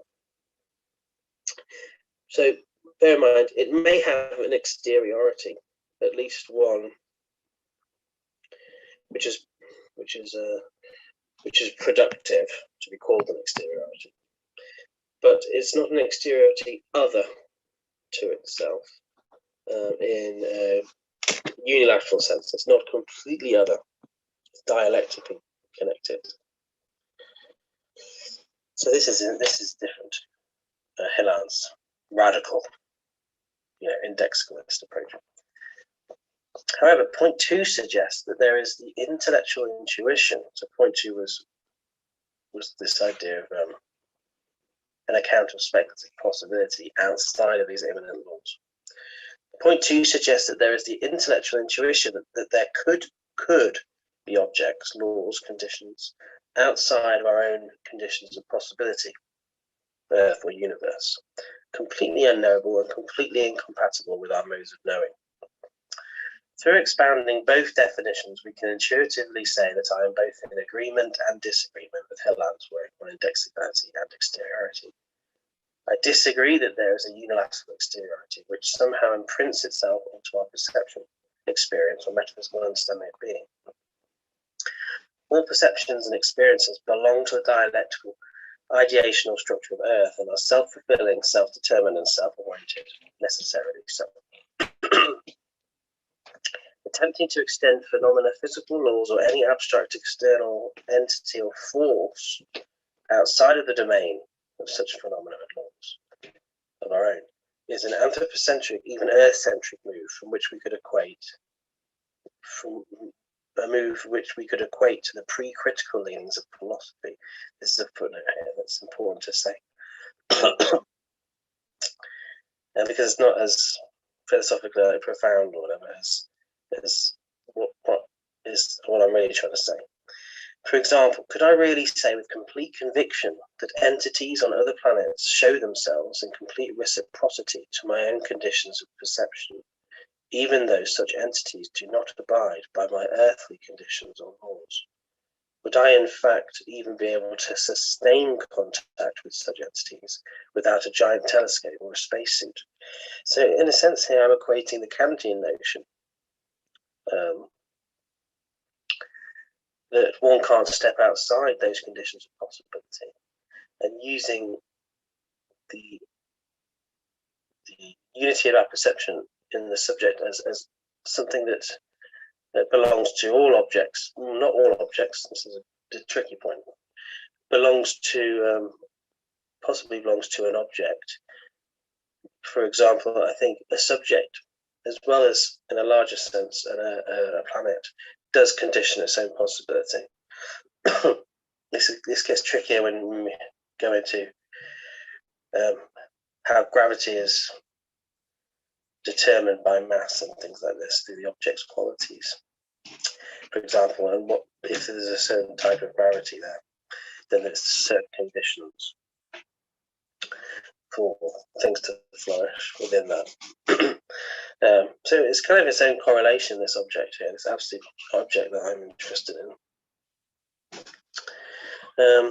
The hard argument, well, let's see, where are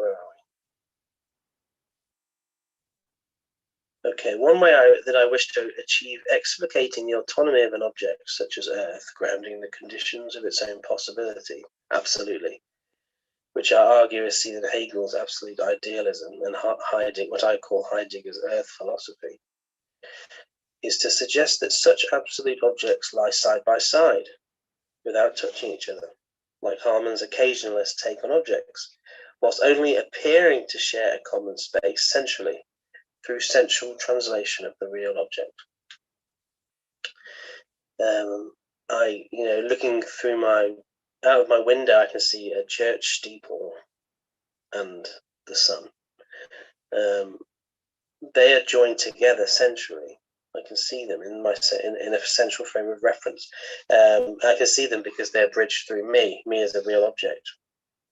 But the steeple and the sun may not share many common features at all.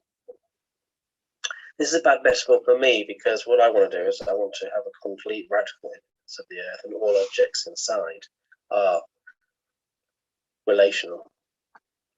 Although I also want to say that this does not discount any metaphysics of interiority of objects. It just is more complex than it looks.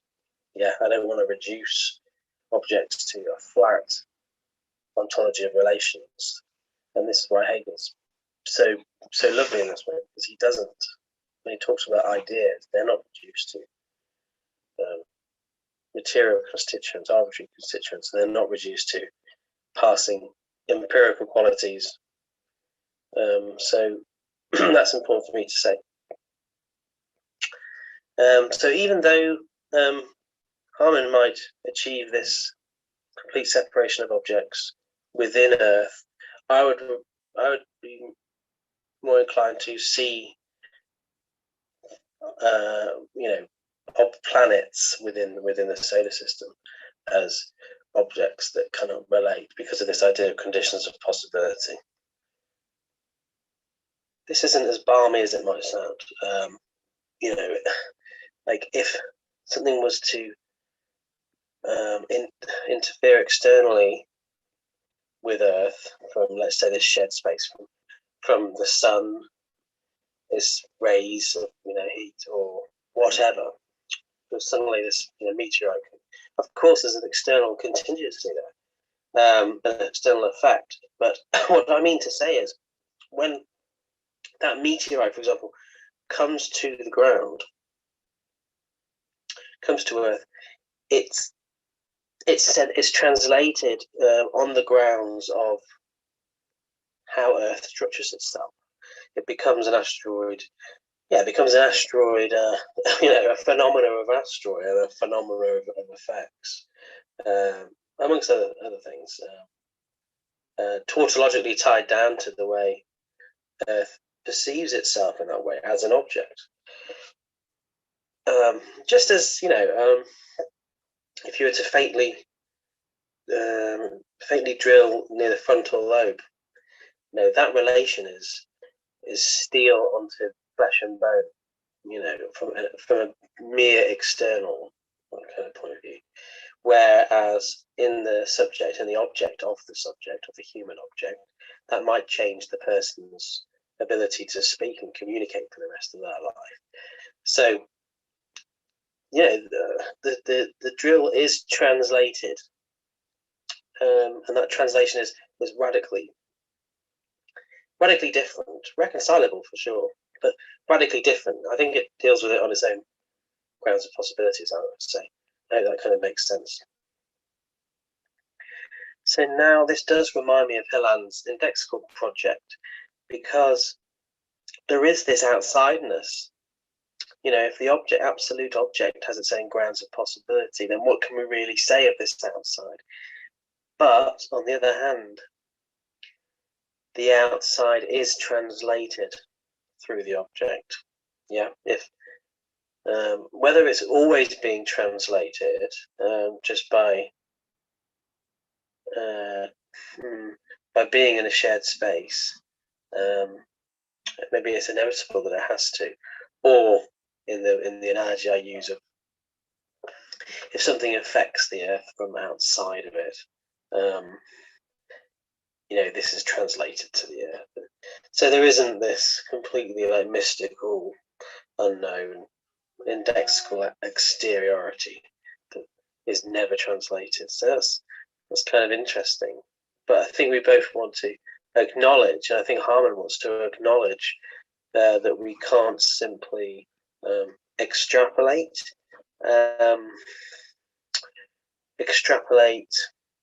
this shared space. As in this is all objectively going to be the same thing outside of an object, outside of Earth,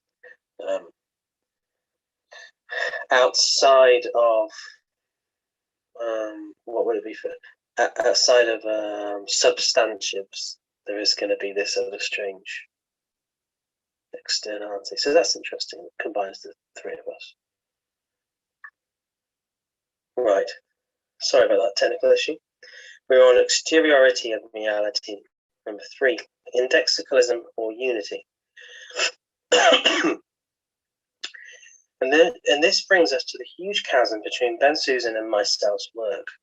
The instances of determination or negation within Hegel's objective idealism, as opposed to Kant's transcendental idealism, rely on a concept of the whole which grounds these instances, gives them possibility, the possibility of mutual shared change and not radical alterity, and gives them coherence. To cohere literally means to form a unified whole, but also to be logically consistent.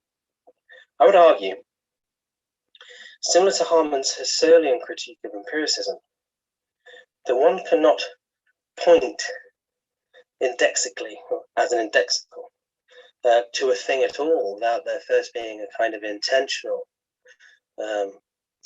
underlying intentional, in Hegel's terms, logical unity inhering in the object, surpassing its multiple profiles and adumbrations. An entity can definitely be more external than internal. Hegel would define this within the spectrum of functionality. Something can be really external, like Harman's dormant object, with no relation to anything, and that exteriority really comes through. But if we talk about something like oxygen, that everything's using all the time, the relations are so surplus to the thing itself, if it does have an object qualities, that it loses its exteriority, becomes internal to the world as a whole, Hegel is saying, and what he's striving for is the objects reconfigure in this way to become part of the whole. Well, let it be known that there are, that's totality, capital T, but there is a totality baby T, which there are objects that Hegel would suggest is a whole of a piece, not a piece of a whole. So they do have this integrity, these smaller units, objects. I'll have to go into at some point. Anyway, yes, an entity can definitely be more external than internal within the spectrum of functionality. Yet this may be to do, as I've mentioned, qua Hegel, with the lack of relations, comprehension an object may have. Harman's dormant object, for example. Harman's dormant object is on the far side of that spectrum. Unity is determined by what an object can retain above and beyond its relations for Hegel. So it's not a unity that resists all relations.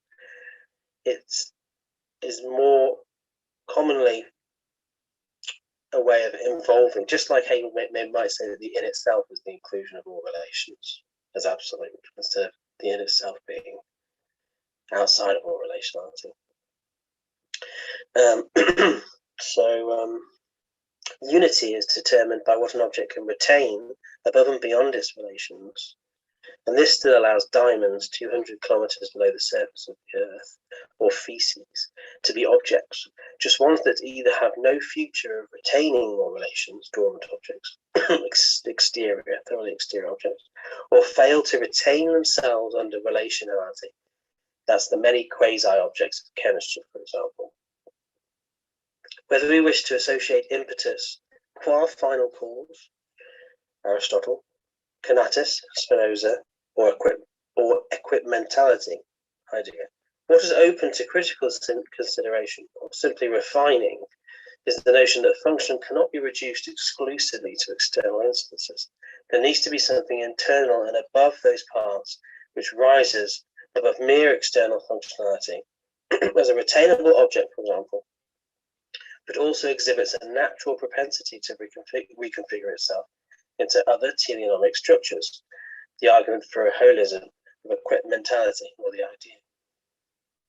Furthermore, there is an epistemological problem in Benthussen's indexicalism that needs to be rectified or completely reconstructed here.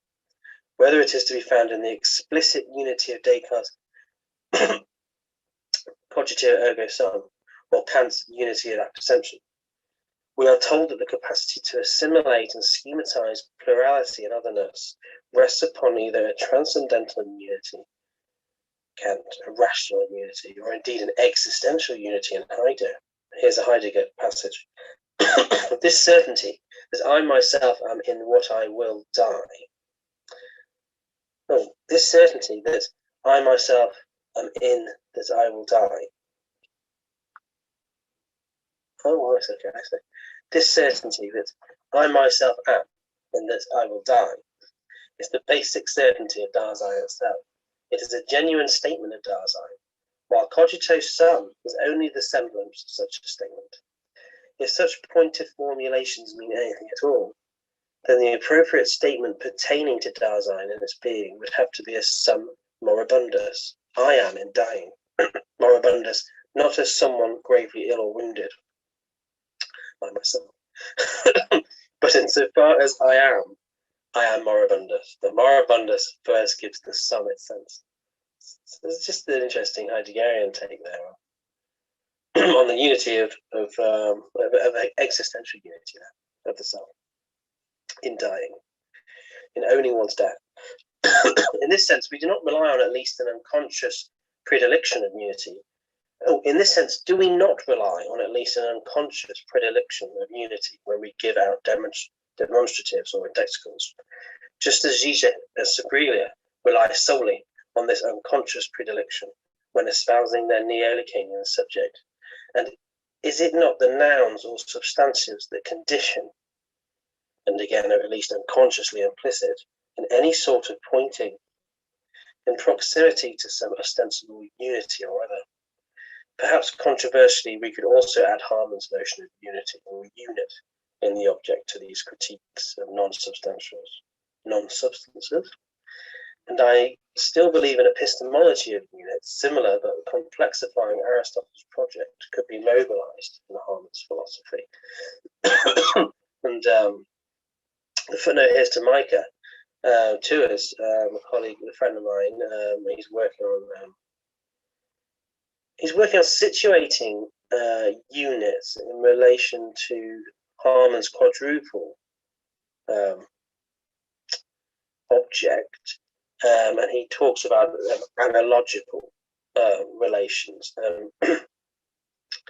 placing the unit or the object within these quadruple kind of structures or confines is still a type of Aristotelian, just Aristotelianism, yet an Aristotelianism that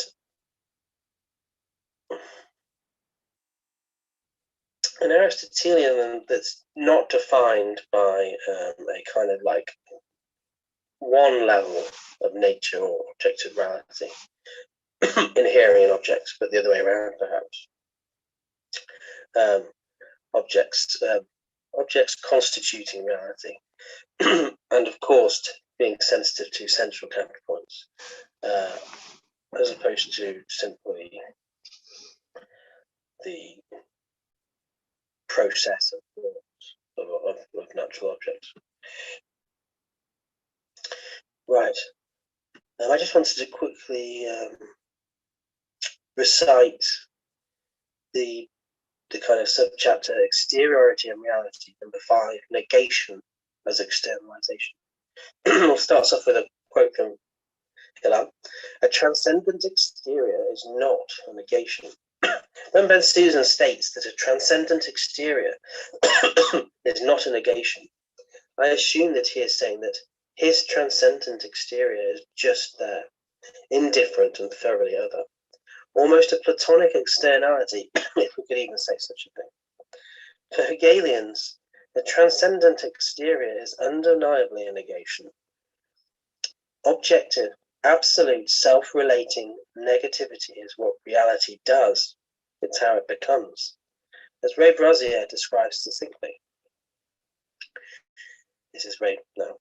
Hegel and the various forms of objective idealism will say that reality itself is self-synthesizing, that there is a kind of principle of synthesis encoded in objective reality itself, so that famously, in Hegel's objective idealism, the relational synthesis which Kant takes to be constitutive of objectivity is simply transplanted from its localization in the subject and construed rather as the relation between subject and object. Or I would argue between object and object, which Hegel recodes as the self-relating negativity that yields the structure of reality. Negation not only allows for a kind of a negative process philosophy of subtractive moments ad infinitum. What do I mean there? Subtractive moments, a presencing, automatic presencing, a trace of presencing. It is also a mechanism which subtracts from the whole in order to actualize any conscious and perhaps other instant whatsoever. This is, in a sense, Badiou's subtractive counting, but it is also more traditionally how Hegel describes the passage between total being as indefinite, indifferent, immediate externality. I find it useful to use Deleuze's notion of the virtual here. So it's between that and then particular actual qualities that now exist when thought or when instantiated by any process of reality, as relative to other points in space and time. We can say somewhat crudely that if Kant explicates this in subjective a priori terms, Hegel tries to explain it in objective terms beyond that of human synthesis, right? It is there is underlying like pure metaphysical assumption in this work, which is because Hegel doesn't believe, because Hegel believes in an eternity without stopping and starting, which the dialectic of being and non-being already presupposes for him. Already presupposes an immediate catalyst, a tension between these, in a sense, fixed terms for eternity. Obviously, the becoming is the third term. Things changing one thing moving to the next in some linear way, or even in a kind of ontologically contingent way. What we're having is a reaction or counteraction all the time of these two absolute terms. So the absolute that contains both full being and full non-being. The absolute that contains those is a kind of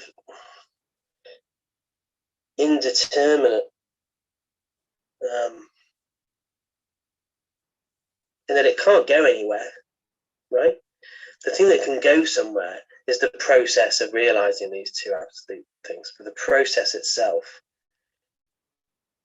is only really part of this fixed, moving image of eternity, Plato called it, and Hegel would agree. So it's got to try and figure out a way of instantiating movement and change from this absolute, both fixed and moving whole somehow. The fixed and moving seems to be pure potentiality in my eyes. When he says things like, when he says the indefinitely, even immediate externality is like just something without even being processed yet. The there-ness of it.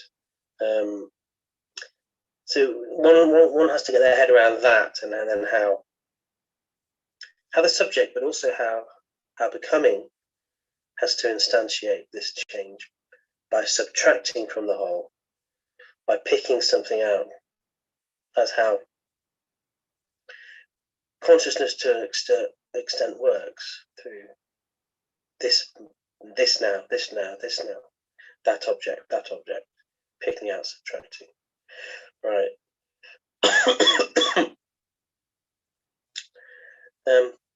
Then I'm going to leave it there. Am I?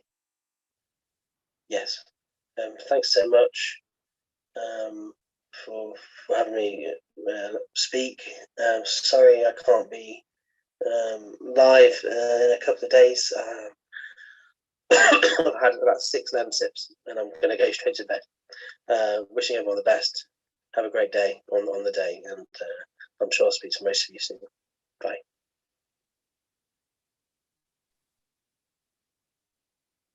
Hey, discussion.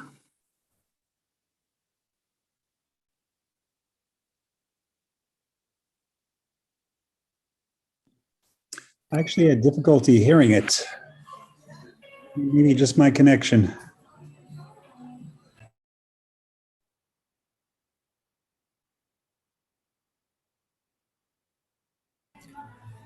Yeah, well, Charlie distributed the paper, circulated the paper, so I mean, might be able to retrieve some of the ideas in the paper. I was actually, I had a very bad sound, but I was following more or less in the paper, so it was easier. Anyways, I want to say something very quickly. Then we see what else we have as comments. Okay. So basically, I think it's an interesting contrast here between Indexicalism and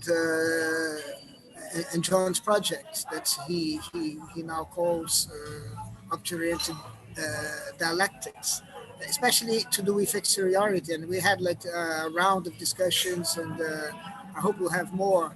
But anyways, what I find interesting is that is precisely the contrast.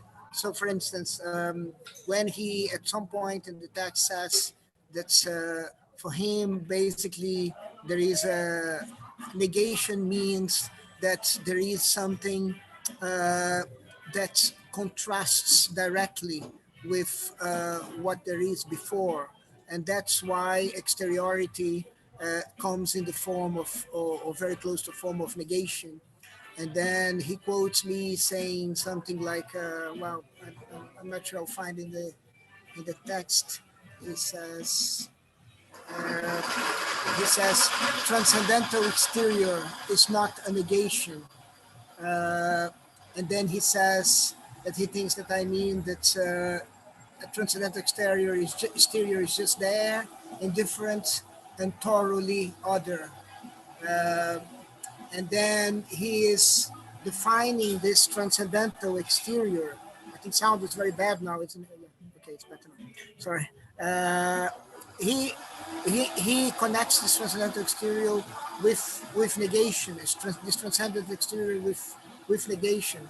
And one of the things that I find very interesting that I'm working on is that basically there isn't. I mean, in a sense, it is. The exterior is exterior not because it precedes where I am, but basically because of the position I put it as an exterior thing. So in a sense, it's a co-production, but it's not a co-production that depends on me. It's a co-production that produces the other or the exterior as exterior, but what is in the exterior is absolutely not under my production, not under my control. So in a sense, it is a co-production as much as in the Hegelian story, but in a different way. Not because we have like two poles working together. We are not working together, the two poles. And this is why, and I think this is something that interests me a lot. I think, in a sense, negation, we move to negation. Hegelians tend to move to negation too fast because there is a microstructure to all this. And I think it has to do with what comes that could be negating or could not be negating. So that's why I think there is what I call a logical structure of addition that comes before negation, that can develop into negation, but not necessarily develops into negation. And that's more likely the structure of exteriority. It's like you place something in the position of something, of what is adding anything to the position where you are. So in a sense, that addition could be a negation to you. It's like, I mean, this is close to what Derrida intended to call the logic of the supplement. So it could change everything, it could negate everything, it could negate partially, but negation comes after addition. So in a sense, I think this is a way that interests me to sort of put this kind of interesting controversy between two accounts of exteriority. And I hope, I mean, this is one of the things that I think is promising in this conversation. Charlie, I don't know if you're hearing us, is that maybe when we move to this kind of, I don't know, maybe in a broad sense, speculative arena with some ideas that come from maybe opposite directions as Levinas and Hegel, maybe we'll be able to find in this arena some kind of common microstructure that will be interesting to unveil. So I think it's an interesting conversation. But of course, I mean, I won't say now how much I disagree with a lot of the things he says from the Indexicalist point of view. But I think the interesting thing is that it opens the possibility to actually move somehow forward and see maybe what is underlying this controversy in terms of what is other, of what is exterior.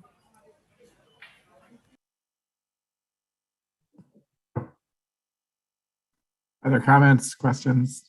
Yes.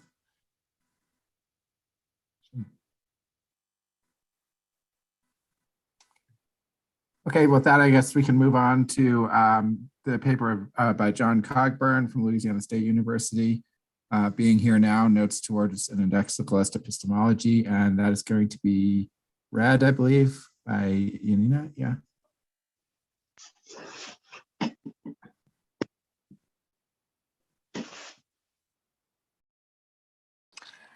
Hello, everybody. Yes, I was asked by Hilan to read John Cogburn's paper, as sadly he couldn't join us, which I agreed to do.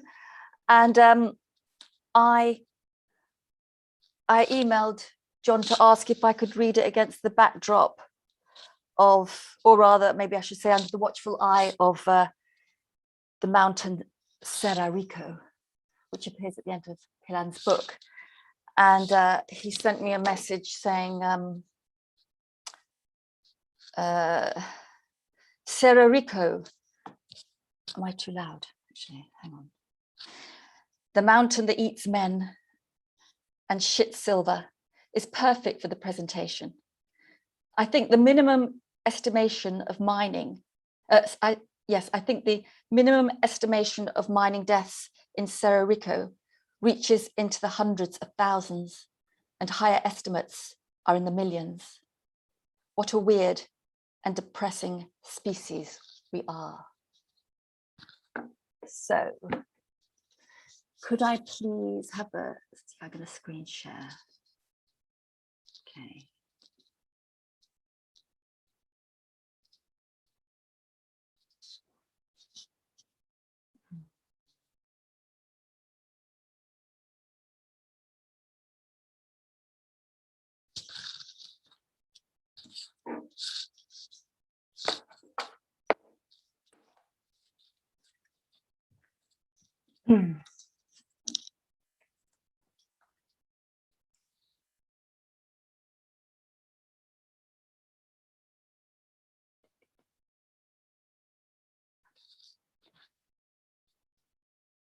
Being here now, notes towards an indexicalist epistemology. Quote, substantivism favours nouns and not demonstratives when it comes to give an account of the universe. There are hands and mountains, and as a consequence, and only derivatively, this hand and that hand. Asymmetry is an important feature of indexicalism. It is not that there is the mountain for me, as opposed to the mountain in itself that could be only viewed from nowhere, and me for the mountain, but rather that there is a mountain for me and the other, which is the mountain. End of quote. Hilan Ben Susan. Quote, blessed sister, holy mother, spirit of the fountain, spirit of the garden, suffer us not to mock ourselves with falsehood. Teach us not to care. Teach us to sit still, even among these rocks. End of quote. T.S. Eliot, Ash Wednesday.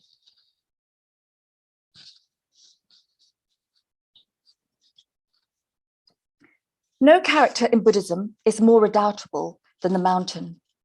For centuries prior to Zen, the metaphorical and often literal ground of mediation.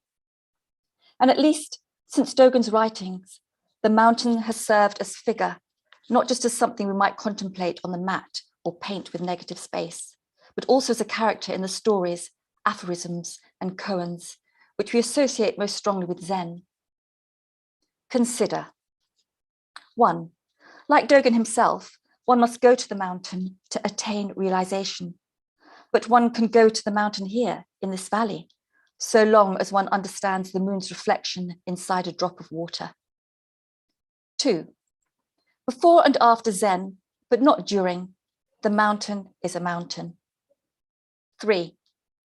The color of the mountain is the Buddha's body, and the mountain and river together actualize the ancient Buddhas. 4.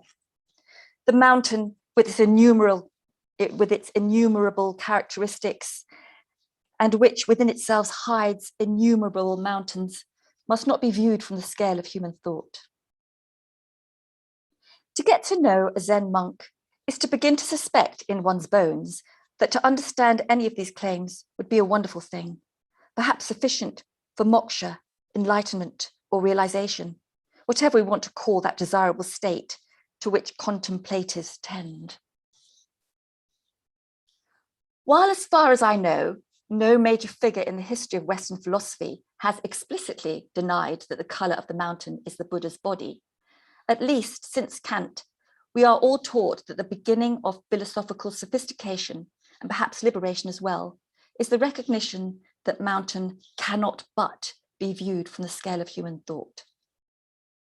The conquistadors came seeking Christians and gold, And even in those days, plus ça change, this required thinking of mountains entirely in ways that Kantians assure us it is impermissible to think of ourselves as a mere means, or in Heidegger's terminology, as standing reserve.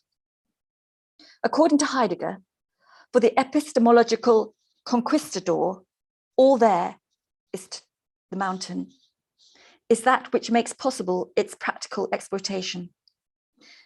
And according to the Frankfurt School, it follows from this that for the epistemological conquistador, all there is, to the rational appraisal of our beliefs and desires concerning the mountain, is appraisal of effectiveness of means as more or less efficacious for achieving mean ends, which are, as with the kind of ersatz value produced by exchange, ultimately arbitrary.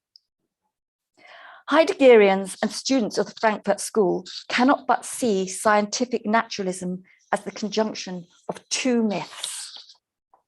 One, the properties which allow us to predicate how things will react when disturbed are all there is, and putting everything else in the metaphysical waste basket does not render the resulting conceptual scheme a reflection of our own controlling souls. Pace, the naturalist, to view the mountain as nothing more than a lump of matter to be manipulated at will, just is to view from the scope of human thought, because it is to view it as nothing more than raw material for our own theoretical and practical projects. And this is precisely why the epistemic claim that the mountain can only be viewed from the scale of human thought cannot be separated from the Kantian political project of affirming the autonomy of human beings, at least those determined to be sufficiently able-minded, at the expense of everyone and everything else's. The conquistadors came searching for Christians and gold. One cannot separate the tasks. However, very early on in the Kantian revolution, another stock figure arose, one almost automatically generated as a sad or perhaps pseudo-dialectical opponent of the conquistador, the romantic. That is, if the conquistador forces slaves to extract gold, aluminium, chromium, copper, from the mountain, the romantic either swoons before it, as in the poetry of Wordsworth, or stands athwart it, as in the Caspar David Friedrich's De Wanderer über dem Nebelmeer. One might see these two forms of romanticism as at odds, with Wordsworth subservient to the mountain and Friedrich's climber conquering the mountain in an analogous manner to the CEO of the extraction company removing the mountain's top. But that is not fair. In part, romantic poetry's obsession with the lofty state of the viewer renders it a horrible example of the Zen aphorism, which directs us to the mountain itself. And contrariwise, the hiker in the Friedrich painting beholds an immense sea of fog, other peaks, taller mountains in the distance, and the cloudy sky above. To the extent that the painting does, after all, instantiate the aphorism, it is because the climber's position allows her to be even more sublimely overwhelmed. When experiencing the sublime, we do find ourselves being overwhelmed, but not in the agonizing sense that leads Schopenhauer in Parerga and Paralipomena to describe noise as a supreme arch enemy of all serious thinkers. To some extent, the pleasure of the sublime is a kind of negative theology, starting with pleasure of our own finitude, our inability to fully make sense of what we are experiencing. And it is not unreasonable to view this, at least on the path to not viewing the mountain from the perspective of human thought. However, Kant himself blocks this path in his canonical discussion of the sublime in Critique of Judgment. For Kant, when we are overwhelmed in a positive way, we don't really experience the ungraspable. According to the argument which Quintin Meillassoux in After Finitude associates with Fichte, but which Kant almost certainly got from George Berkeley's Three Dialogues, experiencing the ungraspable is supposed to be impossible, because in experiencing anything, we render it graspable. For Adorno,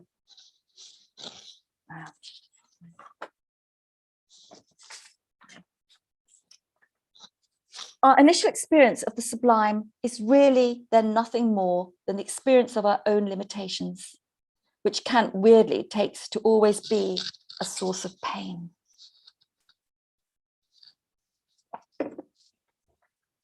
Then, for Kant's account of the dynamical sublime, the pleasure is perversely just the pleasure of not being wholly undone by the experience. For Kant, the sublime is thus a kind of masturbatory sadomasochism of the inner autocrat, the autocrat's pain at the prospect of losing control of its own mental faculties and body serving to enhance the pleasures in the reassertion of control. We finally feel endangered by nature, but when we realize that we are not in fact in danger, that very fact brings us pleasure. Here we see how the pleasure of the Kantian romantic is in the end no different from that which motivates the conquistador. From a romantic mindset, nothing is more risible than Willem von Humboldt's reproaching a particular mountain for being too craggy. He would have done better to swoon, write bad poetry, or perhaps just adopt the right kind of serious expression. We think that in mocking von Humboldt, we are symbolically striking a blow against the conquistador. For how much distance is there between appraising the mountain for Christians and gold and appraising it with respect to how it would look on a hotel room wall or in a selfie? With respect to von Humboldt, Theodore Adorno is not unlike Ramones drummer Marky Ramone, patiently explaining to Anthony Bourdain that the hipster censoriousness with respect to the music of Billy Joel is both unmerited and unserious. Quote, von Humboldt's naivety, which does not delimit the use of human taste at the boundary of extrahuman nature, attests to a relation to nature that is incomparably deeper than admiration, that is content with whatever it beholds. End of quote. Adorno, that one. For Adorno, the romantic's commitment to treating every mountain as equally fabulous is fatuous, precisely because it entails the conquistador's view that the mountains cannot really be better or worse in themselves. At best, the romantic can endorse something along the lines of what Kantians, in fits of condescending magnanimity, end up saying about non-human animals or the young, elderly, and disabled humans. If we treat or view the mountain with too much cruelty, it may be better or worse for our, that is, able-minded, middle-aged humans, own well-being. It might degrade our environment. It might make us less sensitive souls and hence crueler to other able-minded, middle-aged humans. It might deprive us of some of the Wordsworthian swoosh moments we might be lucky enough to recall on our deathbeds, etc., etc., etc. Tristan Garcia does Adorno's defense of von Humboldt to be the key to understanding the normative significance of beauty. Quote, Adorno cites Wilhelm von Humboldt, who reproached a landscape for not being beautiful enough because it lacked trees. While these words might seem ridiculous, since they reproach a landscape for being what it is, in Adorno's ears, they have a particularly interesting ring to them. Aesthetic judgment appears to correspond precisely to the possibility of intuiting the difference between the natural mask of a thing's identity and how it could have been otherwise, how it ought to be different from what it is. Every aesthetic judgment is based on the possibility of this implicit reproach, otherwise nothing can be beautiful. We must understand that it could have been different, that it could have been what it is differently, and that it is ugly if it is insufficiently what it is. End of quote, Garcia. Viewing the mountain, not from the scale of human thought, requires being open to the idea that the mountain has its own ends, which may or may not attain.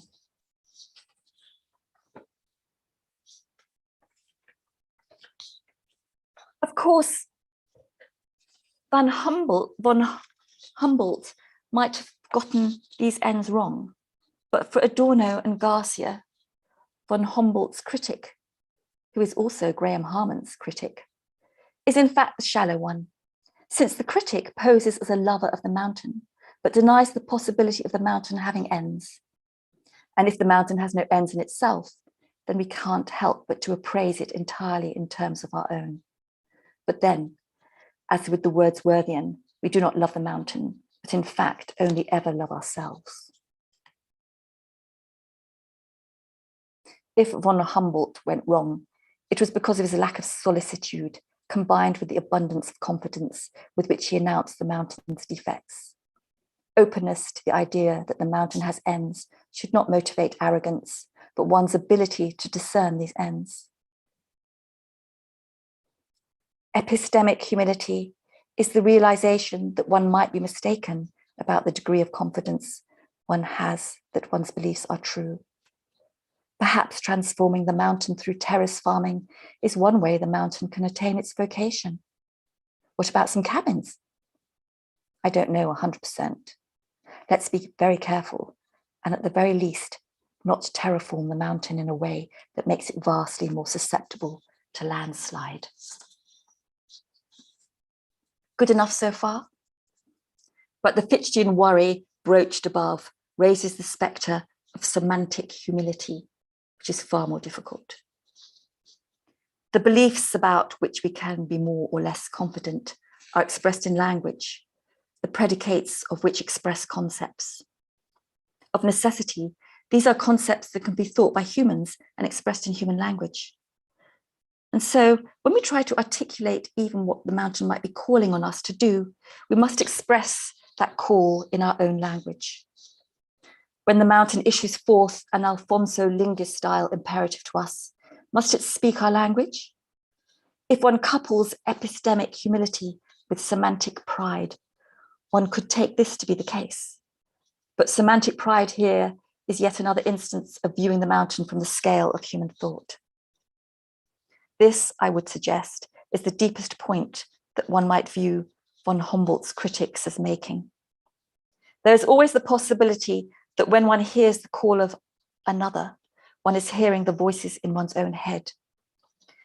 If one rejects semantic pride, which is the view that the entire cosmos speaks with your own language, then one must consider the possibility that if a mountain could speak, we could not understand it. What strike us as imperatives are always to some extent voices in our own head. But then we seem to be back where we started, in our Kantian prisons, forced to view the mountain from the perspective of human thought. Let me reiterate. If we understand the mountain, it is not because it speaks words. The voice is in this respect silent. Neither the Schopenhauerian noise preventing reason's use of concepts, nor the monkey mind chattering of words that express these very concepts. The voice of the mountain lies outside of the conceptual. Philosophers opposed to the conquistador thus have a clear task, conceptualizing the non-conceptual. But is that even possible? And where to begin? In the existing philosophical literature, there are many ways to delimit the conceptual from the non-conceptual, and relative to each other, to each one, many debates about which side of the divide things lie on. For example, it is experiences which are so delimited. We can debate whether there are any non-conceptual experiences. If the delimitation concerns creatures, we can debate the extent to which non-human animals possess concepts. These are important conversations, and I hope that what we discover here will have non-trivial consequences for them. In this section, however, by the conceptual, we mean something both limited and idealized, the set of true sentences. The conceptual, in this sense, then, might be seen as being coterminous with the best linguistically mediated picture of the way the world is. Let us call the set of sentences in question V. In what follows, we will assume that V is consistent and that part of how consistency is maintained is via the kind of ersatz indexicality one gets in formal logic, where temporal and modal conditions of utterance for indexical sentences such as I am here now or I might do that are given explicitly. In order to get this kind of ersatz indexicality, in all likelihood, this would render the sentences of V akin to the sentences spoken by Montague's grammarians while doing model theory, giving truth conditions relative to moments, places, and worlds defined. Or perhaps, in the manner of Quinn, this could be done at the level of the object language through novel translations. It doesn't matter. What is important here is the basic idea of a consistent set of true sentences that jointly describe all the world's facts. Perhaps Quinn's nicest metaphor from this, and J.S. Ulian's eponymously entitled essay, is that sets of true sentences, such as V, can be thought of as webs of belief, with the strings in question marking out inferential relations. Some of the things one believes are reasons for some of the other things that one believes. Since negation is in the language, some of the things one believes are also reasons against some of the other things one believes. These inferential roles hold even when, as with V, the set is too big for any one person to believe. In referring to reasons, we will use the terminology Rx, which we will call X's reason set. In set theory, this is Rx equals the set of Y, such that Y is a reason for some Z in X.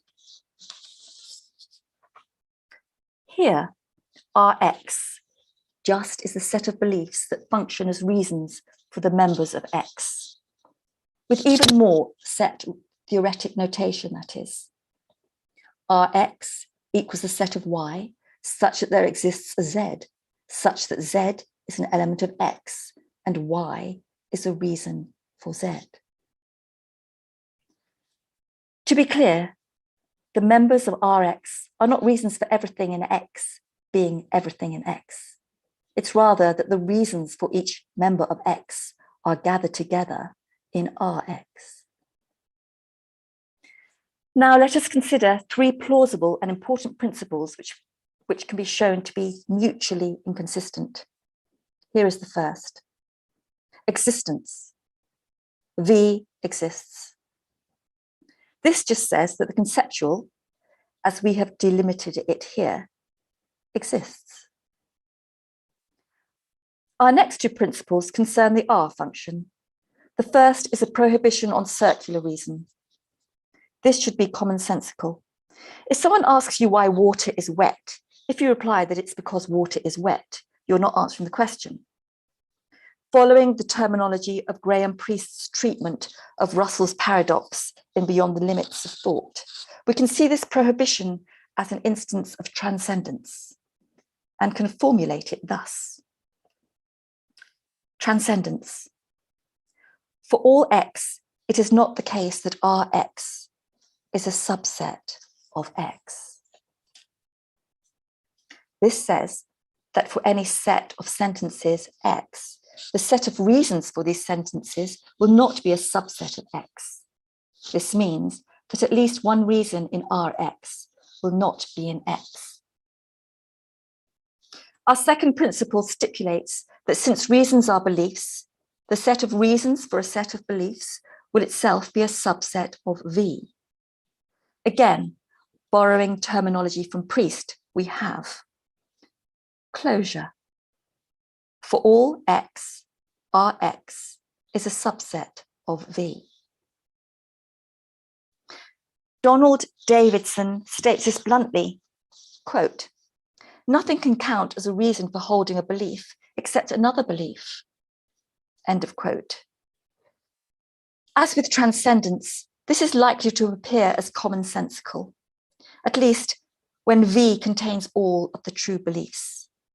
Then, since we give reasons in language, isn't it the case that reasons are linguistic entities? But then, since Rx is the set of reasons for the sentences in X, Rx is a set of true sentences, and hence a subset of V.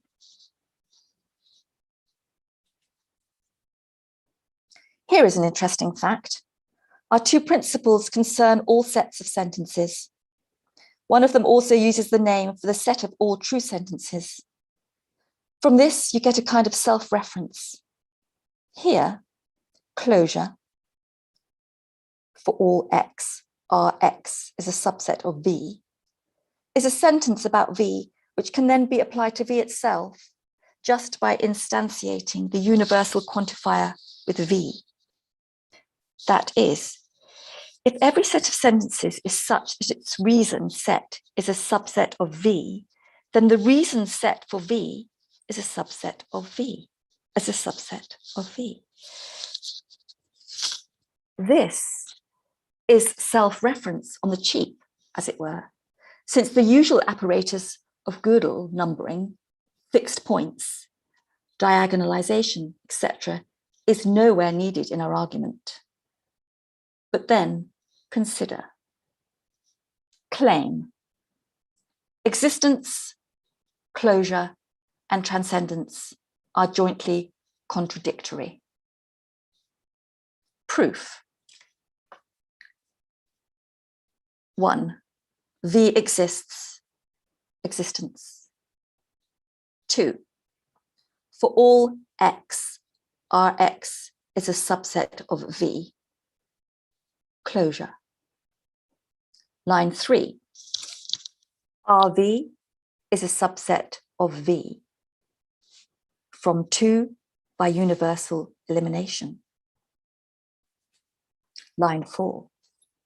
For all X, it is not the case that Rx is a subset of X. 5. It is not the case that RV is a subset of V from 4 by universal elimination. Line contradiction. 6. Line contradiction from 3 and 5 by negation elimination. In natural language, assume that V, the set of all true sentences, exists. Then by closure, we know that the reason set for V is a subset of V. But by transcendence, it follows that the reason set for V is not a subset of V. Contradiction.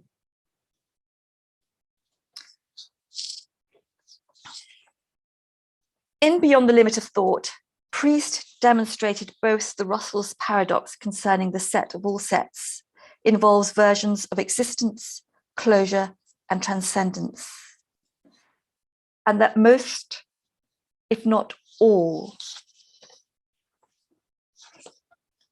existing paradox in the history of logic can be fruitfully considered versions of Russell's paradox. Since in most cases, the arguments for closure and transcendence only involve mathematics and logic, one typically has a choice of, with Priest, viewing paradoxes of totality as true contradictions, or as Patrick Grimm does with respect to an overlapping but distinct set of targets in the incomplete universe, denying that paradox generating totalities, such as the set of true beliefs, exists. One typically instances Grimm's option either by denying existence or by characterizing the totality as an ersatz one, so that closure is false. John Bover and Paul Livingston's explorations into diagonalization, Gödel's incompleteness proofs, and self-reference in continental philosophy have allowed us to combine and extend Priest's and Grimm's results, yielding the terminology mine, Bover / Livingston hypothesis, all absolutes generate a tension between consistent plurality and inconsistent totality.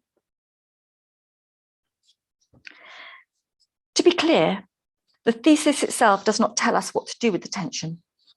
One could view it as a choice between the path of Grimm or the path of Priest. One could respond to the tension more dialectically, an eternal seesaw with neither Priest nor Grimm ever winning. One could view it as something more akin to what philosophers of quantum physics call entanglement, with the underlying metaphysical fact of the matter being the trade-off itself.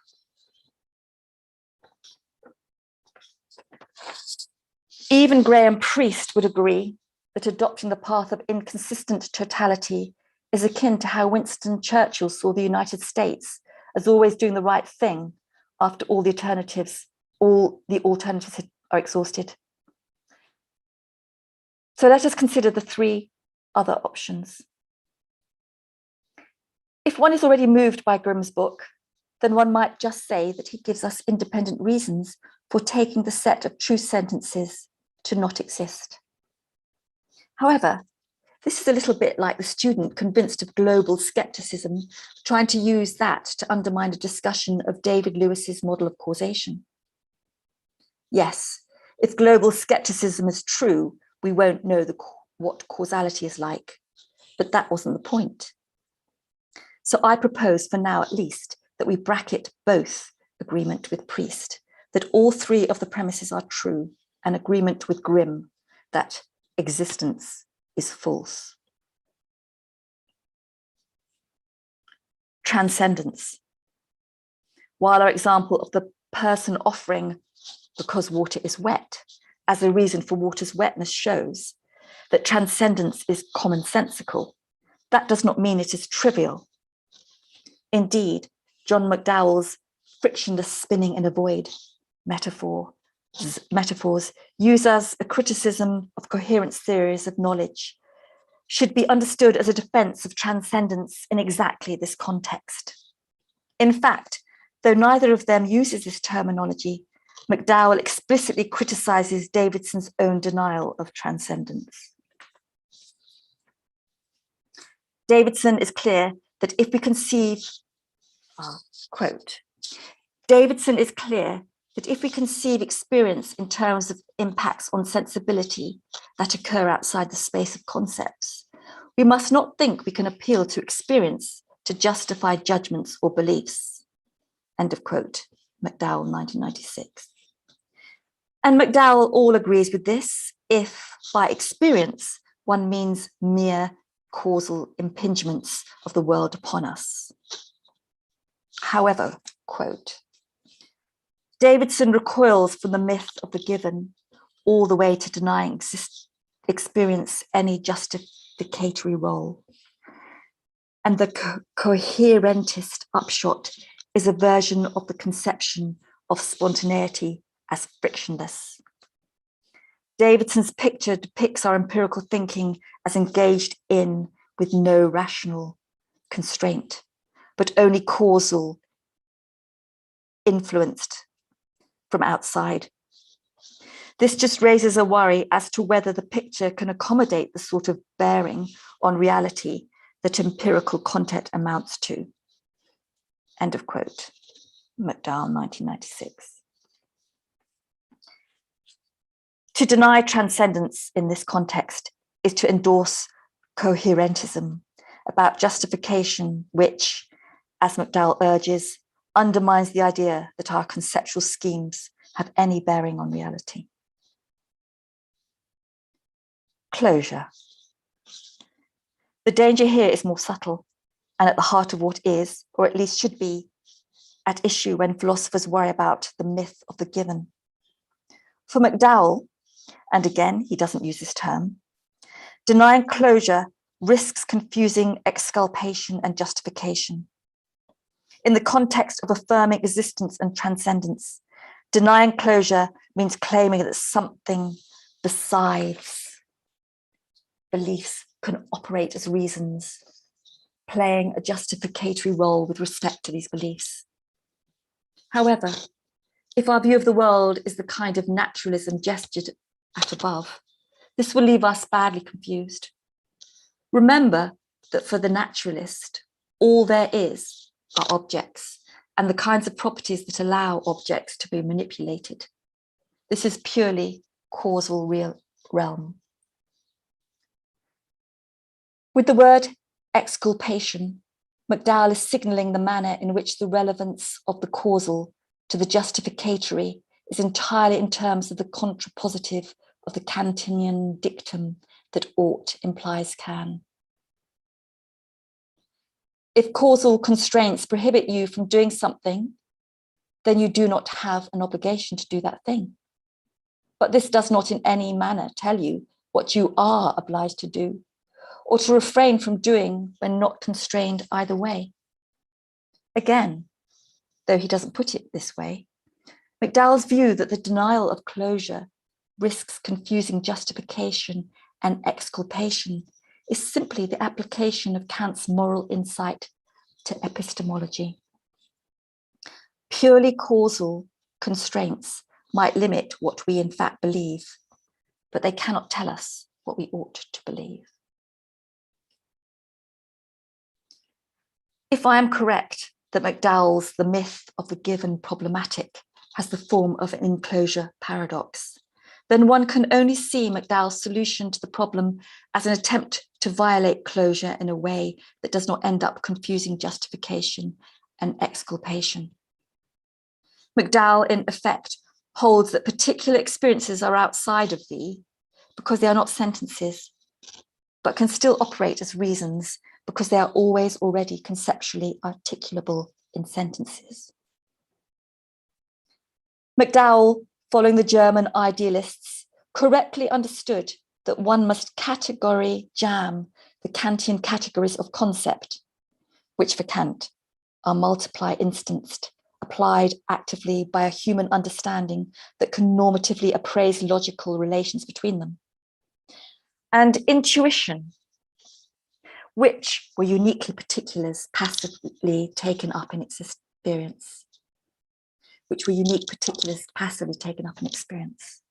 Okay. For McDowell, if the intuitions were always already conceptualizable, then perhaps particular entities outside of V can nonetheless play a justificatory role with respect to V via the logical inferences of the sentences always already available to describe these experiences. McDowell splitting the difference provoked an enormous literature and several substantive revisions by McDowell himself with respect to how he wants to formulate the insight. But let us just note two things from our perspective. First, when one formulates the myth of the given problematic as an enclosure paradox, it is not clear if conceptualism is actually a solution.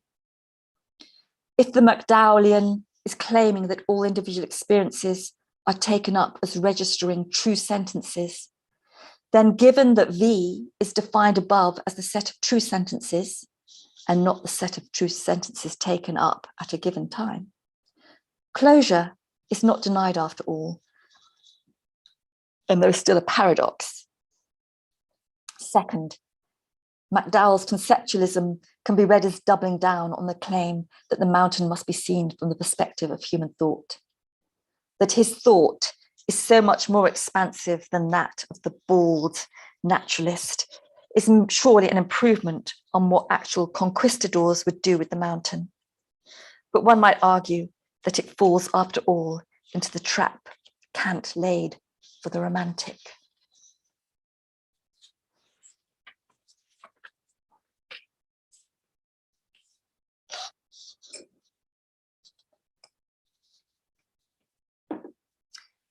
Hélène Ben-Susan shows how it can be fruitful to contrast conceptualist and indexicalist epistemology via what each might say about Leibniz's law, which entails that two objects are distinct if and only if one possesses a property the other lacks. As an epistemic thesis, Leibniz's law is the claim that we differentiate objects in terms of those properties that are epistemically accessible, and ready for uptake into language. This is the conceptualist's epistemology. A truly indexicalist epistemology, on the other hand, would admit of at least the possibility of two entities which are identical from the point of our conceptual repertoire and are such that we can nonetheless recognize them to be normatively distinct. Bensusan considers this in its full generality as a metaphysical thesis. Quote, interiorities are therefore intimately marked by the exterior, but form units that can be referred to through demonstratives. The interiorities thus delimited can also be compared with substrata, something that can make two indiscernibles, two subjects of the same predication, not identical. If two particular entities have different substrata, they can have the same qualities and relations, but still be different. End of quote. Bensusan, 2018. The epistemic point might then be seen as an instance of the metaphysical thesis, say when the two indiscernible objects in question are intentional. In Graham Harman's terminology, sensual. Objects for the knower. Violations of Leibniz's law can of course be achieved trivially by over-narrowly delimiting what counts as conceptual. For example, not allowing spatio-temporal locations as deictics, such as this is darker than that, which pick out recognizable phenomenal differences, Raffman qualia, that are too fine-grained to have their own words or to be recognized as such. The manner in which Assat's indexicals are allowed into V above via Quinian translation or Montegovian indexing shows this to be a non sequitur through a non sequitur though. For a non-trivial example of the failure of Leibniz's law, I turn to a pregnant and astonishing suggestion made in Guerrilla Metaphysics by Graham Harman about the relation between comedy and tragedy. I think that what Harman writes here is true, but all I ask here is that the reader finds it not wholly implausible. Quote, we have seen that for Bergson, comedy is intimately wrapped up with character, with the way in which the free resilience of life is haunted by some pre-given load of physical or moral destiny. But oddly enough, this is exactly what we say about tragedy as well, which speaks as clearly as comedy does of flaws and the punishment of hubris. We ourselves are wrapped up in our private destinies, trapped in our habits and mannerisms and fates, although normally we are deadened to this fact by our catching sight of a constant freedom within. This interesting thing is that both comic and tragic characters are united in seeming less free than we are, although the former are objects of ridicule and the latter earn our admiration as well as our pity. End of quote. Harman, 2005. The possibility that jumps off the page is that it might simply not be possible at the conceptual level to articulate what differentiates comedy from tragedy. As Harman demonstrates in his longer discussion, both tend to involve the Bergsonian intrusion of the mechanical on the non-mechanical. Somehow, though, in the presence of tragedy, we know to react with solicitude, and in comedy, with derision. One might react to this with some version of the Twainian lines that comedy is tragedy plus time, or, more to the point, comedy is when you break your leg, and tragedy is when I sprain my ankle.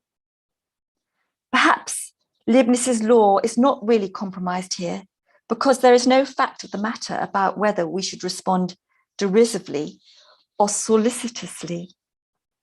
So at best, there is a comedy tragedy concept, and our pretense that one should behave differently is without reason.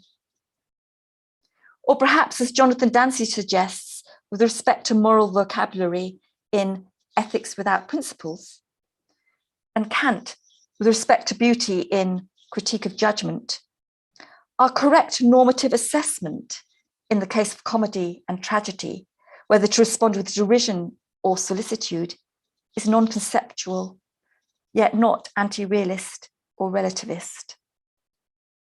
The particular occasion is itself a reason, calling us without words to solicitude or derision, justifying in part applications of concepts, yet not itself within the conceptual. Perhaps this just is the silent call of the mountain. In On Layer Cakes, Heidegger's Normative Pragmatism Revisited, Mark Okrant interprets Division 1 of Heidegger's Being and Time as an attempt to derive conceptual content from the kind of normatively guided behavior in principle available to non-linguistic animals. For Heidegger, properly understood, my grasp of the concept cigarette lies in part in knowing that the proper way is to light one, and that, all else being equal, they are not to be put in my ears. Heidegger's story, as articulated by Okrant, is quite a bit more complicated than this, but it essentially involves bootstrapping off of normatively guided and guidable behavior. Heidegger's view is not standard behaviorism for two reasons. First, in the manner of analytical functionalists, he articulates the behavior as a holistic system. I light the cigarette in order to be able to draw the smoke into my lungs. I draw the cigarette into my lungs in order to alleviate anxiety and, unsuccessfully, look cool. I alleviate anxiety in order to, etc., etc. Concepts such as cigarette only get their representational and linguistically inferential role in virtue of my perfection of an arsenal of behavior involving cigarettes. Second, the behavior relevant to concept possession is normative in the sense that it involves particular goals, as well as enforcement of the propriety of these goals and how to achieve them. That is, distinctions between getting it right and wrong, getting it better or worse, doing it weirdly in a way that may be an improvement, or perhaps just evocative of style, etc., are always in play. And all of these, to some extent, refer to a performance of life as one of the ways one thinks it ought to be performed. This performance is our reaction to the cosmos, and there is nothing distinctively human here. Non-humans remonstrate and praise one another's behavior along these same axes. Non-human animals too take in the cosmos and develop the vocations, their various styles, in response as well. Just looking at a mountain does not magically give you the concept of mountain. But just as people can be better or worse smokers based on their non-linguistic interactions with a cigarette, people can learn, manifest, and teach through language and without language, better or worse ways of interacting with the mountain. Heidegger realized that much of this normative behavior is upstream of language, and in fact, foundational with respect to it. Most importantly, with respect to our task, is the realization that Heidegger's series of normative in order to relations do not, as it does in his earlier middle period, terminate in a for the sake of which relation, which names a total wheel-spinning human contexture that itself is an arbitrary place in the history of being. The mountain itself calls us to silence, to solicitude, and to many things at variance with the normal human contexture. Things such as sitting on a mat, things such as moving aside the chrysanthemum bouquet and filleting a large koi without ever touching it. Readers of books by Hubert Dreyfus, such as Skillfully Coping, Essays on the Phenomenology of Everyday Perception and Action, are likely to misunderstand it when Buddhists equate enlightenment itself with skillful coping.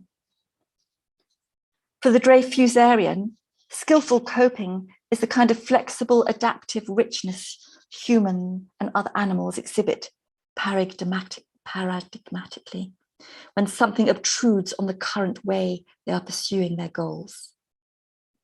Someone accidentally trips into your path and you dance out of their way. Both of you smile. The bathroom doorknob comes apart and you use a butter knife to unwedge the bolt. Decades ago, in What Computers Still Can Do, Dreyfus correctly predicted that computers would not be very good at this kind of thing. And practitioners of Zen are better at this kind of thing, both with respect to dancing out of the way while smiling and the inventive use of human language. But the skillful coping of Zen is not constrained by a naturalistic metaphysics, which consigns all reason to that of how to efficiently attend pre-selected ends. To the extent that enlightenment just is skillful coping, it is primarily the ability to always keep in view the mountain, not from the scale of human thought, and to react accordingly.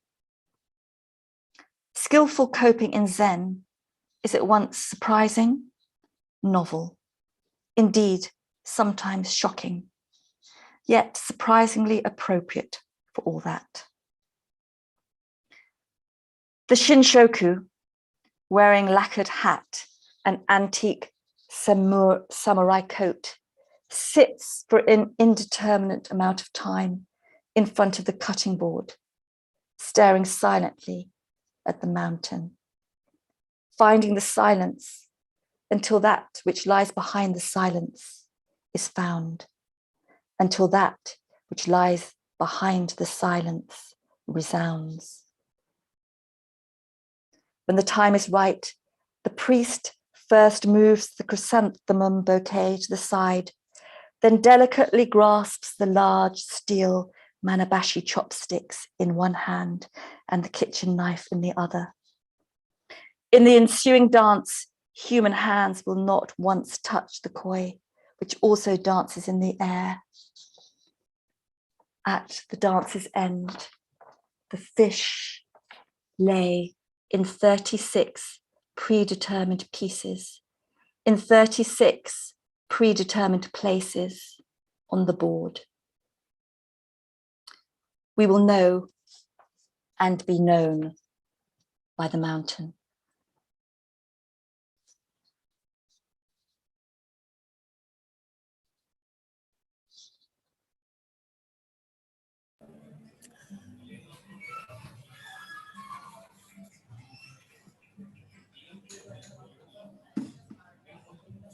Okay, well, thanks so much for that reading. It's hard to read somebody else's paper, I know, and I think you did. That was excellent, especially when there's formalism. It's hard to to get through it. So that I think a really interesting paper. I have some things and thoughts about it, but I'm sure others do as well. So maybe if Helen wants to start, or if others want to start. Well, I think there's a lot in this paper. I'm not sure when I have time to deal with all. I wrote my reply already to John, and you're gonna hear this tomorrow. But I was going to say, well, I mean, the thing is, John was part of the very beginning of the book. So I'm particularly glad that he's here. I just wanted to make one quick comment. When, in fact, the Edinburgh University Press suggested the book to be called Indexicalism. Well, in the end, in the beginning, it was just Indexicalism, the metaphysics of paradox. I thought it was a bit problematic because I thought, people would think that this is going to be a book about, some consequences of Graham Priest stuff. And it took me a while to understand, to sort of accommodate this with me. But lately I'm reconciled with the subtitle, because I realize, and this I'm going to be talking about this when about reasons for this when I reply to John tomorrow. But basically, the reason why I'm reconciled now with this subtitle is that I realized that paradox is also thoroughly taught, or maybe even taught in a maybe more interesting way by Levinas himself than by Priest. So what I'm going to do tomorrow, try to do and begin to do, is to contrast the idea of a kind of the idea of paradox that you have in Priest and the kind of the idea of paradox you have in Levinas. Then I'm going to sort of propose a kind of indexical dialectia that would contrast with Priest's things. But this is just not to mention much the paradox of enclosure, which is something that has to do with the beginning of the book as well. Yeah, at the beginning there was going to be more than that than it ended up having. So in a sense, in a claim that would sound strange in a lot of circles, I kind of replaced Priest by Levinas. That doesn't mean that in the near future I'm not going to be working in Priest's terms. I might very well do.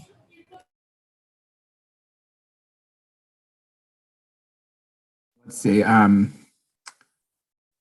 John, I guess go ahead unless anybody else wants to jump in first. And I have some thoughts as well, but I also have had the chance, and will again have the chance to talk to John, so others should go before. Okay, and I don't mean for this to just introduce the stuff that I'm going to do tomorrow, but there are points at which our projects obviously intersect. And I just, I wanted to introduce one theme, or rather one schema, that comes up in the paper, namely about the supposed dyadic tension between a classical view and a paradoxicalist view.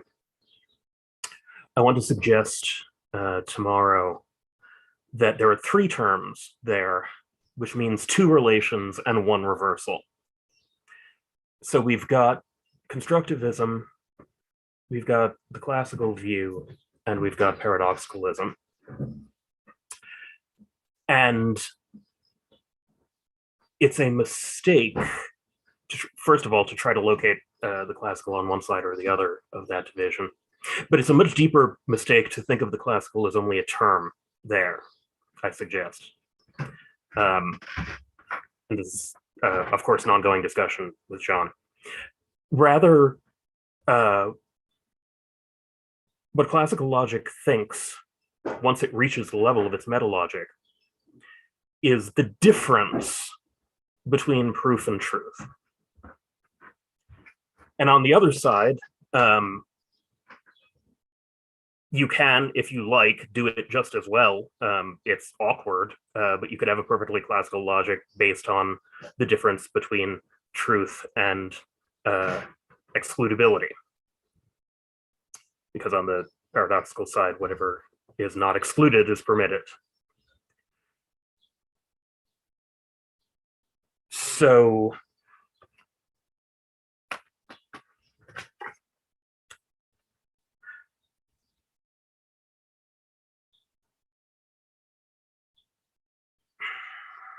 I'm not sure whether it's useful to continue this now. Why don't I talk more about it tomorrow?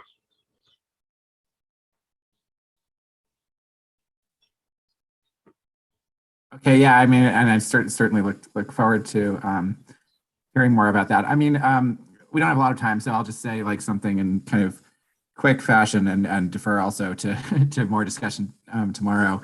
But I'm quite curious, Helen, to hear more about how you see Levinas as a kind of alternative response to the enclosure schema, if that's the position.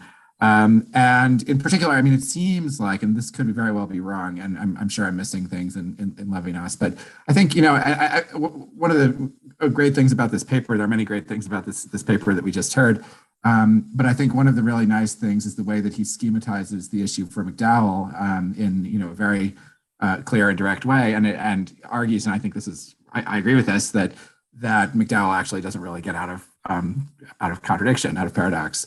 And with respect to Levinas, I mean, at first glance, of course, and the appearances can be deceiving, it's hard to find any kind of assertion like that, I think, where he says, you know, something is contradictory or something is antinomical.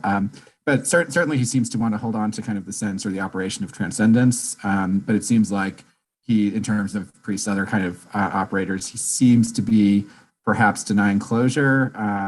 And as I think John rightly says, McDowell tries to do, but doesn't really succeed in doing, or maybe even denying existence of the totality.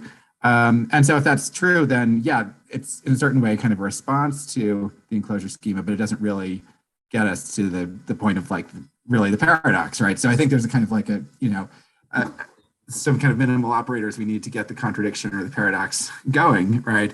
And if we just opt out of those kinds of commitments, right? Well, okay, fine, but then we don't have that kind of structure. Obviously, that's really crude, and there's like a lot more to be said there. But yeah, I'm just looking forward to hearing more about that. Well, I wouldn't say exactly that Levinas provides a different solution to the enclosure paradox. I mean, not straightforwardly, anyways. But I think he is thinking with paradoxes, and he's kind of dealing with them throughout. And I think this morning in the previous session, I was thinking that maybe the monotheism that people were talking about me yesterday could be like a phrase in terms of monoparadoxism.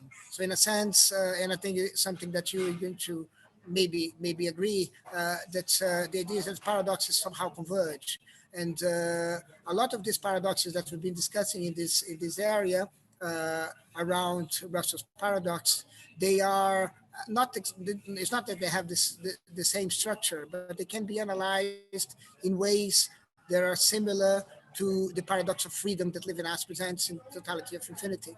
And I think this could be like the root paradox.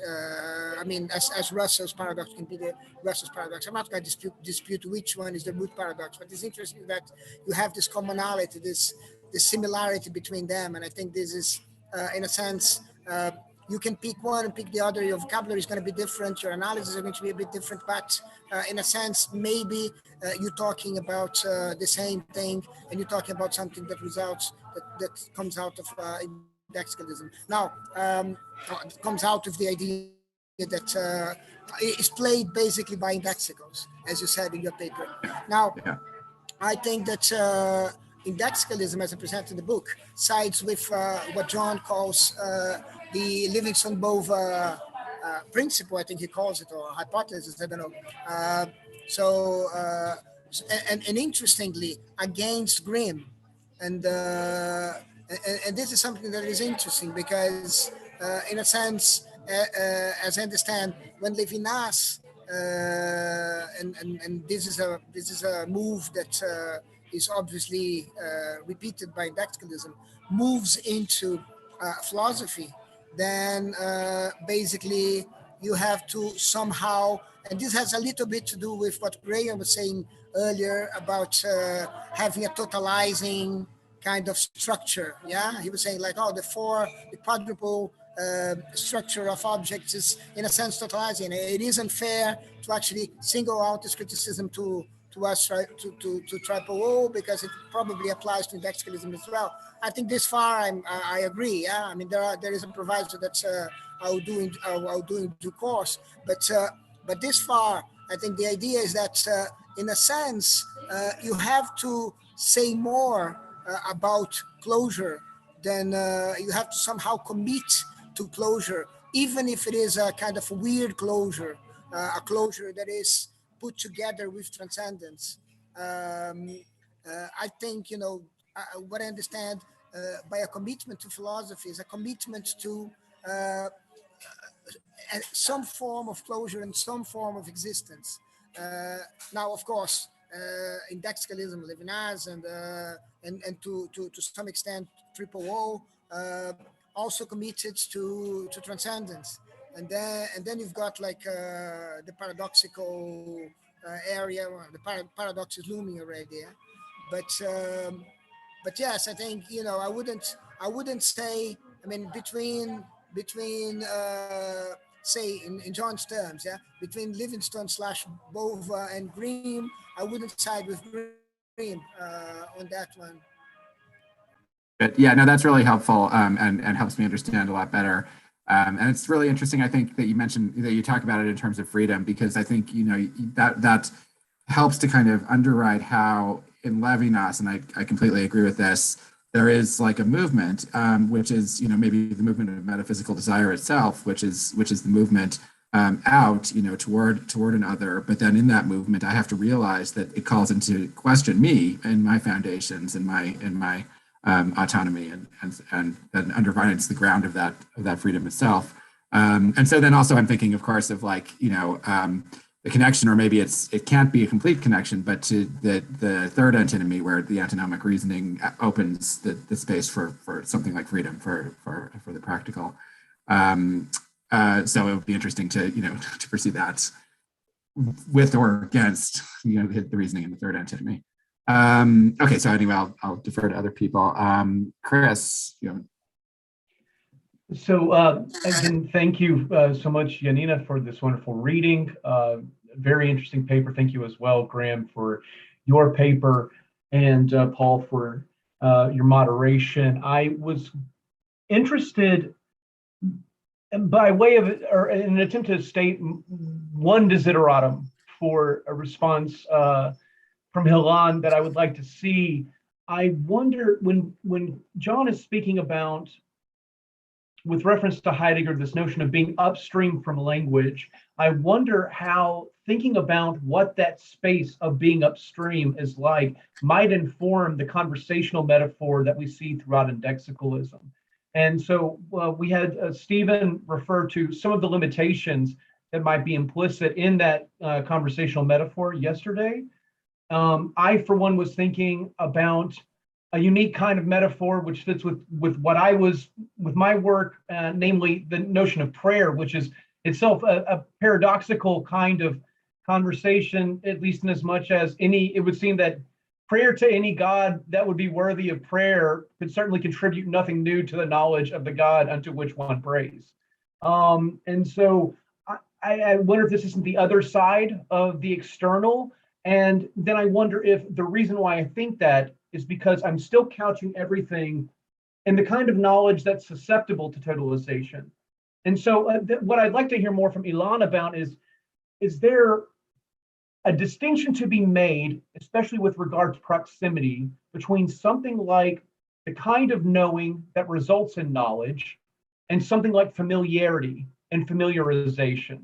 And I would suggest that perhaps the latter might have something more to do with awareness as opposed to knowledge as the end product, or at least as the state which attains through it. And by that, to clarify, I might say that it seems like frequently when we formulate what knowledge is like, we posit certain endpoints, maybe as a vestige of our thinking from propositional logic. So when we arrive at a contradiction, somehow the process of analysis has ended. And yet we have thinkers like Garcia. Well, Priest will argue that there are true contradictions. Garcia will say, well, at least something along the way to saying that there are true contradictions would be the observation that whether or not contradictions are true, they're certainly not always the same contradiction. And so I wonder that if this space of familiarity, this space that's upstream of language, might not also be a space where we are aware of paradox in a similar way, where we don't simply encounter paradox, but we encounter paradoxes. And that those paradoxes themselves are also not uniform. And to the extent that they're not, identity maybe becomes something that we can talk about, and distinction. And then we start to arrive at the kind of differentiation that I would normally ascribe to knowledge as opposed to awareness. So I wonder where one might draw these lines. It's interesting. I like this idea of prayer. You praying, that doesn't help you in any sense, at least prima facie, to know anything about the God to whom you're praying. Actually, you might not even know anything about the God to whom you're praying. Actually, you might just not know to which God you're praying, actually. But in a sense, you are actually engaging with something while praying, because praying is a different thing than stating something about something.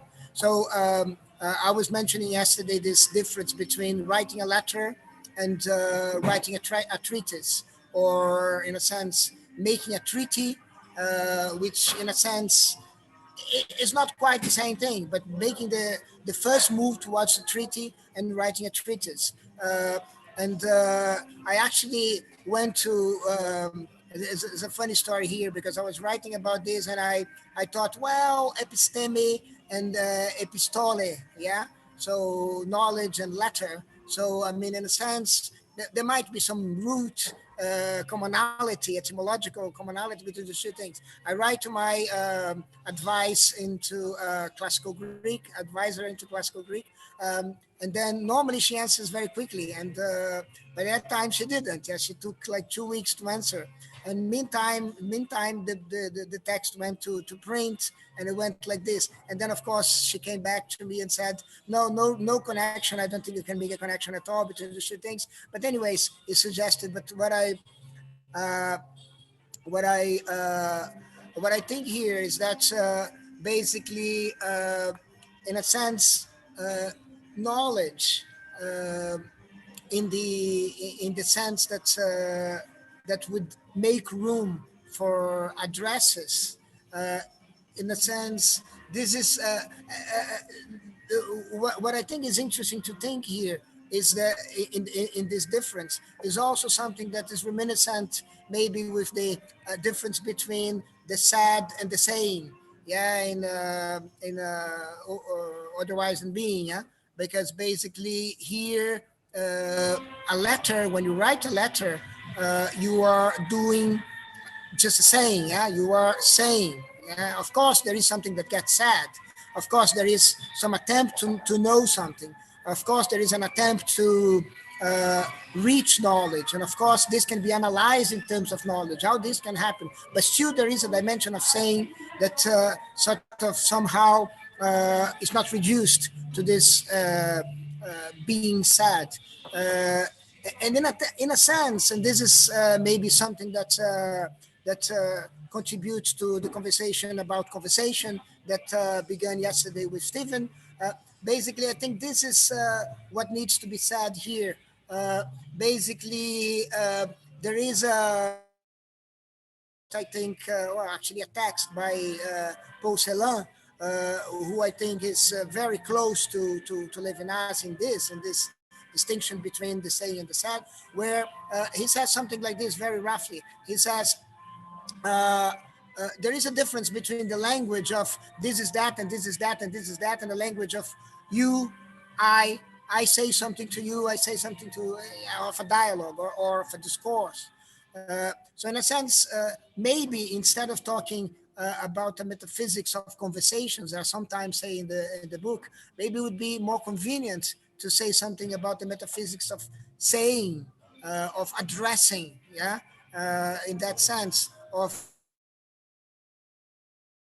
direct personal approach, and of course, I mean, the thing is, the initial, I mean, one of the ways to tell what Levinas was doing from the beginning was to try to make a criticism against impersonality of philosophy, the destruction of the possibility of the personal in philosophy, and doing that within philosophy.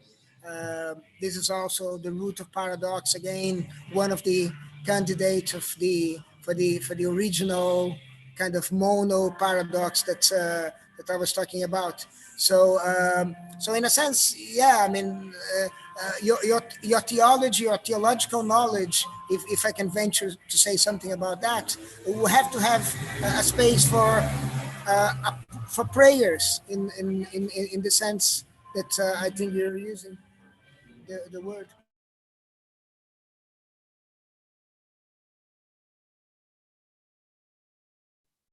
In the interest of time, I think we should go on to the last talk for today by Otavio Maciel.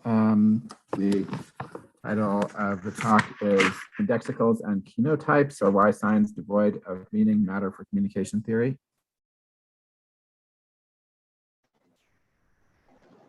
Okay.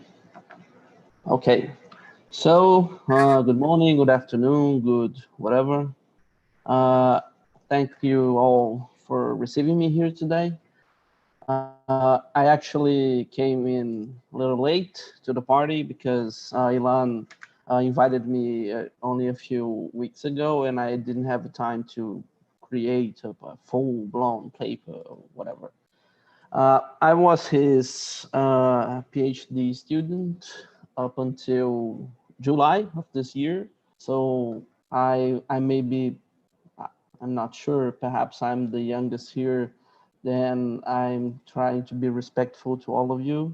But what I'm going to present is a little bit a freestyle thing, because it's going to be a Trojan horse. Because my presentation is going to be divided into two blocks. The first one is the title that was just said. And the other part is going to be a little more improvised, because while I was rereading the book, I found many things that I agree, some things that I would like to ask, and some things that I think it needed to be rethought. I don't know. Ilan knows my work, but most of you have never heard of me, so that's okay. I enjoy toying with metaphysics as some sort of engineering, as some sort of legislative thing, as some sort of trying to conceive of a massive multiplayer online role-playing game. So we can all assume all kinds of roles and ideas, and not just say everything is this or everything is that. So let's start. In order not to feel so alone as I usually felt, I created an umbrella term that could assemble many different philosophers and movements and theories under a very broad idea that I have been calling complex realism.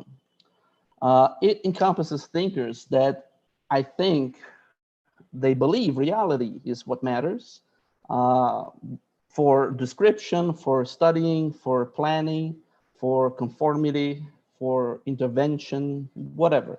This means that they include their minds and things that are outside of their minds in what we would call very, very broadly as a realism picture of the world, or a realism attitude towards what there is. But I think that the main characteristic of realism is what our dear Neil deGrasse Tyson has been saying, that reality is under no obligation to make sense for me, for you, for us. And the complex on the name is an attitude that actually accepts the Aristotelian lesson that the whole is different from its parts. It's different from the sum of its parts. And I and here is a first observation that I would like to make, is that to find the final bedrock of reality or the final fundamental particle might be something that some people find interesting, but I don't think it's really that interesting for complexity-driven thinkers. Twins are a fascinating example, for even if the building blocks are the same, they will live very different lives. For example, my great-grandfather had triplets. One was still alive when I was born. The other died in the 80s. And my grandfather died from stomach cancer when my mom was 9. So I think that the idea that everything is reducible to this atom or that fundamental particle or whatever, it might not be so attractive as it sounds. So who is a complex realist? Very broadly speaking, I would like to place people like Plato and Aristotle and Proclus and Leibniz and Schelling and Husserl, Whitehead and Harman, and many speculative realists. Nicholas Luhmann, perhaps Bruno Latour, especially his late works. So it's a very broad term just to bring people together so I can try to have a talk with them. From Whitehead and other process-related thinkers like Souriau, Latour, we take the idea that existence is not univocal. It's not just one kind of existence. So different kinds of existence, modes of existence, categories of existence, that always has fascinated me a lot. And a complex realist approach benefits from this plurality of modes of existence instead of proceeding in a modernist fashion, trying to reduce everything to one single unifying substance, one single category, one single kind of existence. Now, another complex realist, so to say, that is not very well known is old Nikolai Hartmann. The scholarship on Nikolai Hartmann is so largely undeveloped that you can count on your fingers how many people actually sit down to read his work and to produce papers.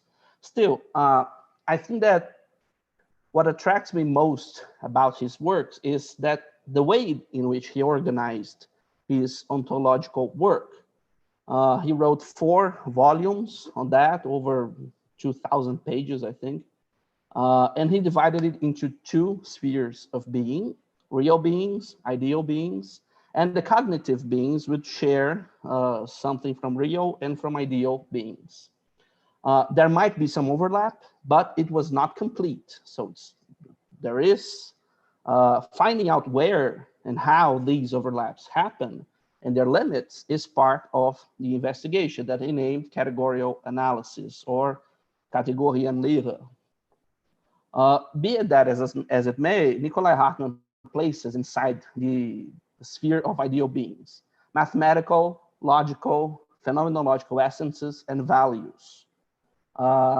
They are ideal in as much as they do not care about time. So 1 + 1 equals 2, regardless of duration or context or concretions or whatever. Real beings, on their account, they appear when time becomes the essence of the things. Nikolai Hartmann claims that when we put things in some sort of, let's say, an ontological centrifuge, that is the idea, the pictographic things that he uses, like when you separate blood and the different densities appear on the lab, reality becomes stratified. So we can see the physical, the organical, the psychological, and the spiritual beings, each one with their own density, which means that they have their own elements, their own categorical laws, their own descriptions, their own limits. And another way that Hartmann matters for us here is a very particular philosophy that he repeated a lot during his life. Like Aristotle and Kant and perhaps O, substance is under no obligation to make sense to the perceiver.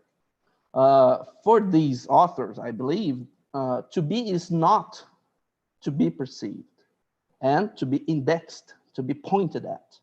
From this came the thing in itself, the real object, the being in itself, and many other similar concepts. That represents something that is, for a lack of a better wording, a natural limit to cognition.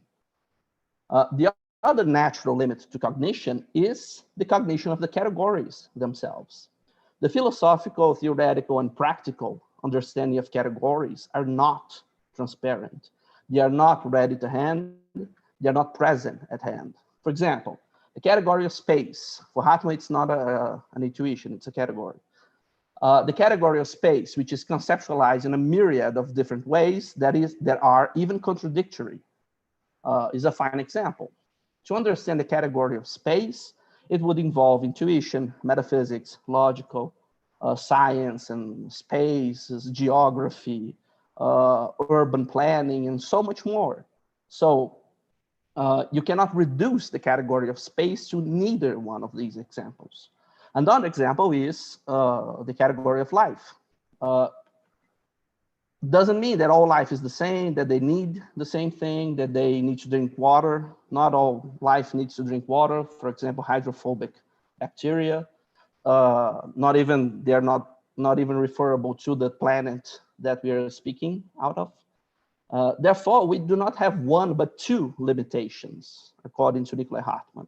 One is the thing in itself, let's say that, and the other is the theory of the categories themselves. So everything combines something that is beyond objectification, the trans-objective, and is beyond intelligibility, the trans-intelligibility.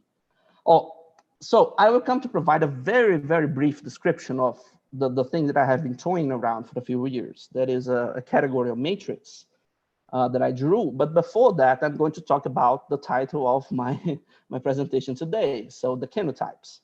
Why the kenotypes are very important for the things that I'm going to say.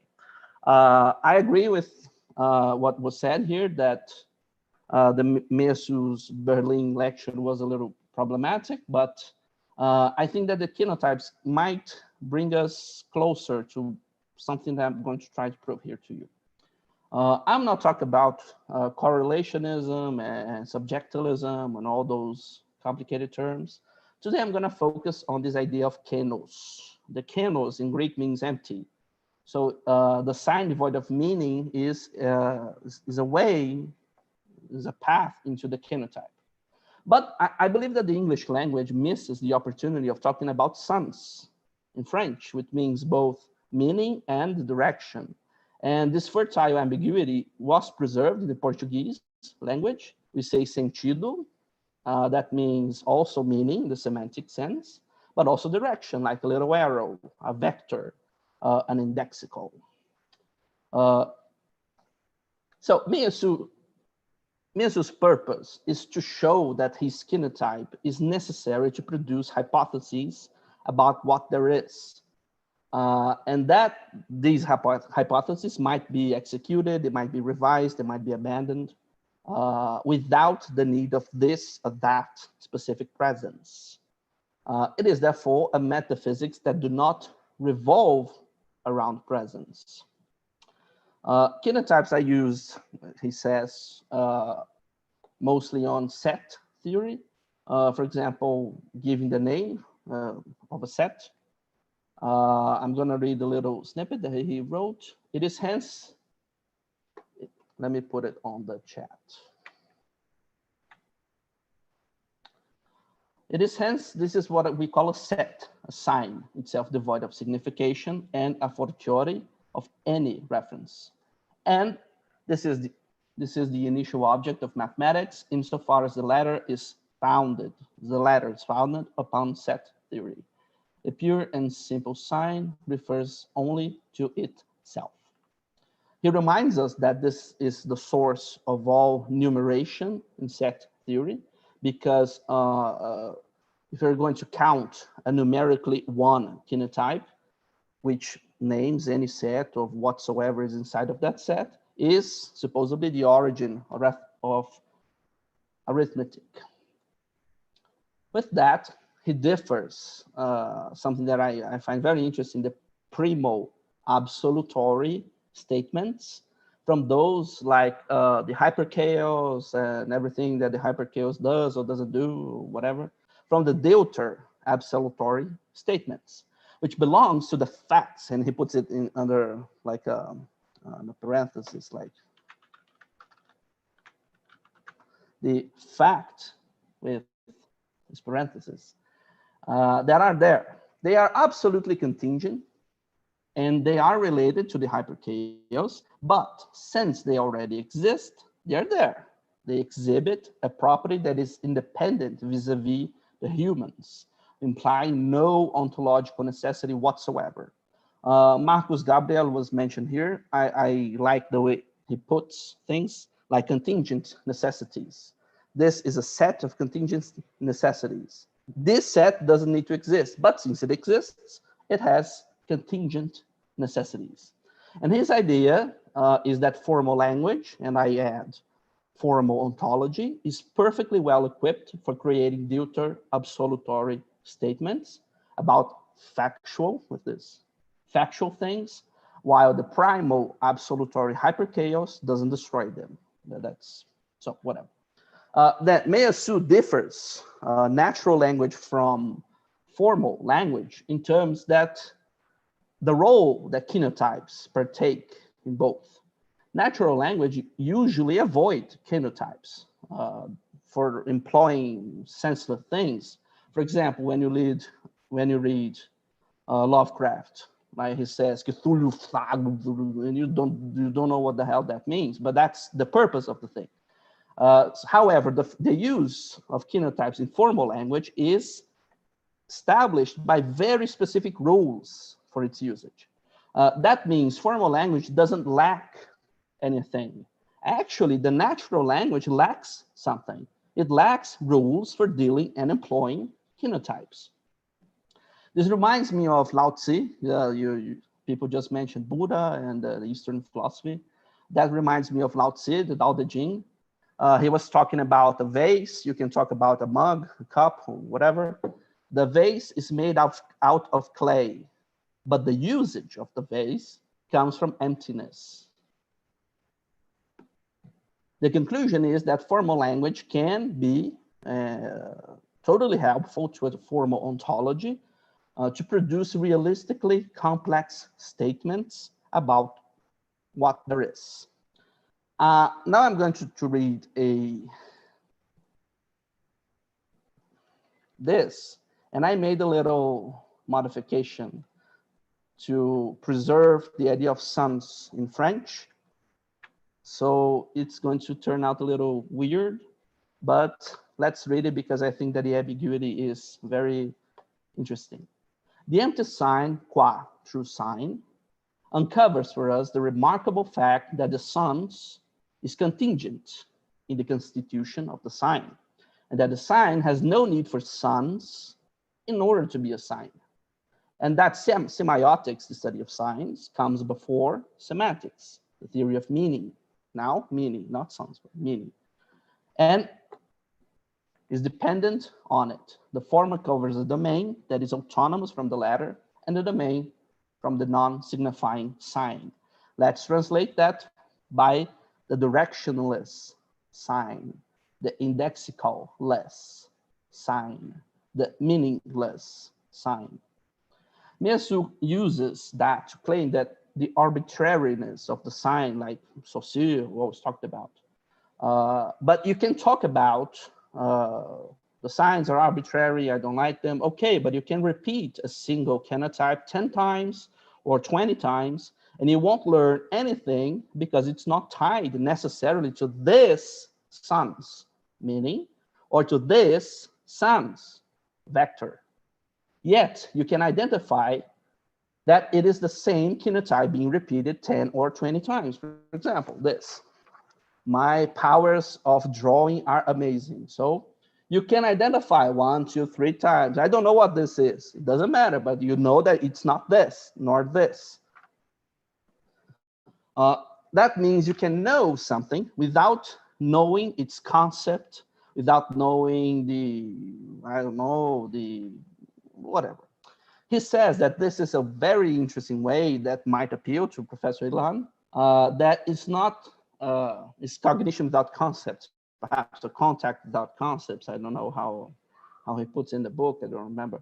But disconnecting the kenotype from any instantiated signification, it interrupts the expectancy that every sign needs to have a sense, a vector, or a meaning.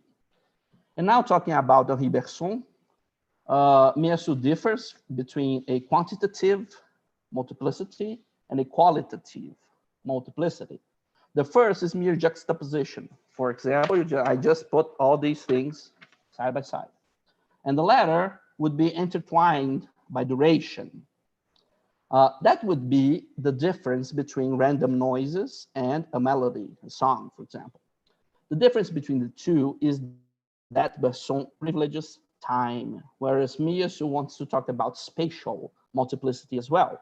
For example, repetition in space might just be a decor for the building, for example, or a repetition of something that has meaning. For example, when you look at Stalinist architecture, it repeats all those small windows, but that has a purpose in their architectural theory. But for Miyasu, repetition of these signs is a finite recurrence that works on a differential level, because you can only know what the music tone or a spatial trace is by contrasting them with other tones and other traces, for example, to understand which melody are we talking about. And then comes his clause. Therefore, it is not enough to understand the kenotype. Neither space nor time is enough to understand the kenotype, because it is devoid of sense, of direction, of semantics, of place, of time. You cannot contrast void with void. On the other hand, Miyasu calls iteration a recurrence that is non-differential, and hence it is unlimited. You can do whatever you want with it, because it produces a pure identity of marks. Thus, it escapes the effect of repetition, since iteration finds in the mark itself a property X, whatever, which is not dependent upon time nor space, and which therefore is, in a very strict sense, atemporal, non-spatialized, even though it might be about a material thing. Reiteration has a differential flavor because it's posited towards the thing that was iterated, but it is also unlimited as that which it reiterates. If iteration has a primal absolutory flavor, so to speak, reiteration has a deuter absolutory flavor related to it. This is a very long quote. I'm just going to put here to illustrate. If we were to derive the absolutory capacity of reiteration, we would obtain at least two things. First, as primal absolute, the thesis that every possible world can be measured by mathematical multiplicities, and B, the fact that an actual entity, determinate world, deuter absolutory, contingent but independent of us, can thus be the object of such measurements that can be known for what it is, specifically in opposition to any other world, by way of operations inherited from the remarkable property of every world, that is measurability, access, this is important, access to deuter absolutory differences. So this is where I wanted to come with all this. The kenotype does not need to be indexical. In fact, it needs to not be indexical. It can come to be indexicalized, which would mean it would attain a sense, and this sense in the vectorial feature to be placed in a time, in a space, in the here, in the now, in the there, and then the outer and the inner and whatever, which then might be contrasted with other things in order to give rise to valuation. And the rise of valuation comes to semantics and social world and all that. So being as such, indexicals are the ground zero for a very specific category that I'm going to say here just mysteriously, category 7. It's the ground zero for category 7 in order to start the later part of my presentation now. The transition between a kenotype and an indexical, and from indexical to more complex kinds inside category 7, that I'm going to nickname here as category of communication. It's the topic of what I'm going to say right now. I begin by saying that complex realism deals with at least 9 categories of existence, and one of them is a categorical region that encompasses kenotypes and indexicals and symbols and reference and communication.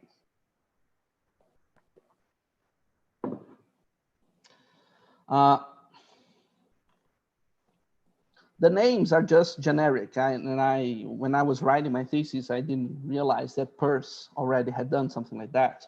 He called it firstness, secondness, thirdness, instead of giving specific names, because everybody here knows that names are so difficult sometimes. So the category first, we can nickname it as complex creativity. I'm not going to go through all 9, but just to give a general flavor. It encompasses states and general dispositions of entropy and enthalpy. Not only that, the new states of entropy and enthalpy that happen when you act, when you don't act, that lies external, that feedbacks on my system, or that my system dies and then I can become chow meat for worms or whatever. So creativity doesn't need to be very neatly tied in a bow, like very beautiful, and people are creative. That would mean something beautiful in the world. Not just that, you can be creative for horrible means as well. The category second is very, I used to talk about it a lot with Ilan, because it's the most complicated one, because it deals with monads and entelechies and actual entities and actons and things like that. Ilan actually wrote a book with a colleague of mine that was called The Diaspora of Agency, Essays on the Horizons of Monadologies. And one of the chapters was about Leibniz, Gabriel Tarde, Whitehead, and Latour. So I took this idea and I thought, okay, perhaps we can talk about the category second that would encompasses all these things, but it's still very unstable. Why? Because entelechies and monads, they are usually conceived as very tiny centers of action, like atoms or cells, or I don't know. However, since they are always small, and you can always conceive of things that are smaller and smaller and smaller, which is the problem of infinitesimals, actually. This category is not very helpful in specific descriptions. As Professor Harman said, actual entities, they just appear, they go. They don't really help you to mount up a theory and do things. That's why I actually prefer the term actual entities, not actual occasions, for a very brief way here, because it provides a categorical stopping point for the term, the final real things which reality is made of. Measurement, such as the Leibnizian infinitesimals or the Planck scale, only become important depending on the contingent use that we might give to actual entities.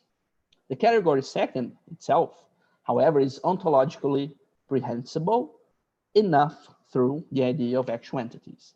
However, this intuition might be enough for ontology, but for theoretical installations, for example, theory making, practice making, methodological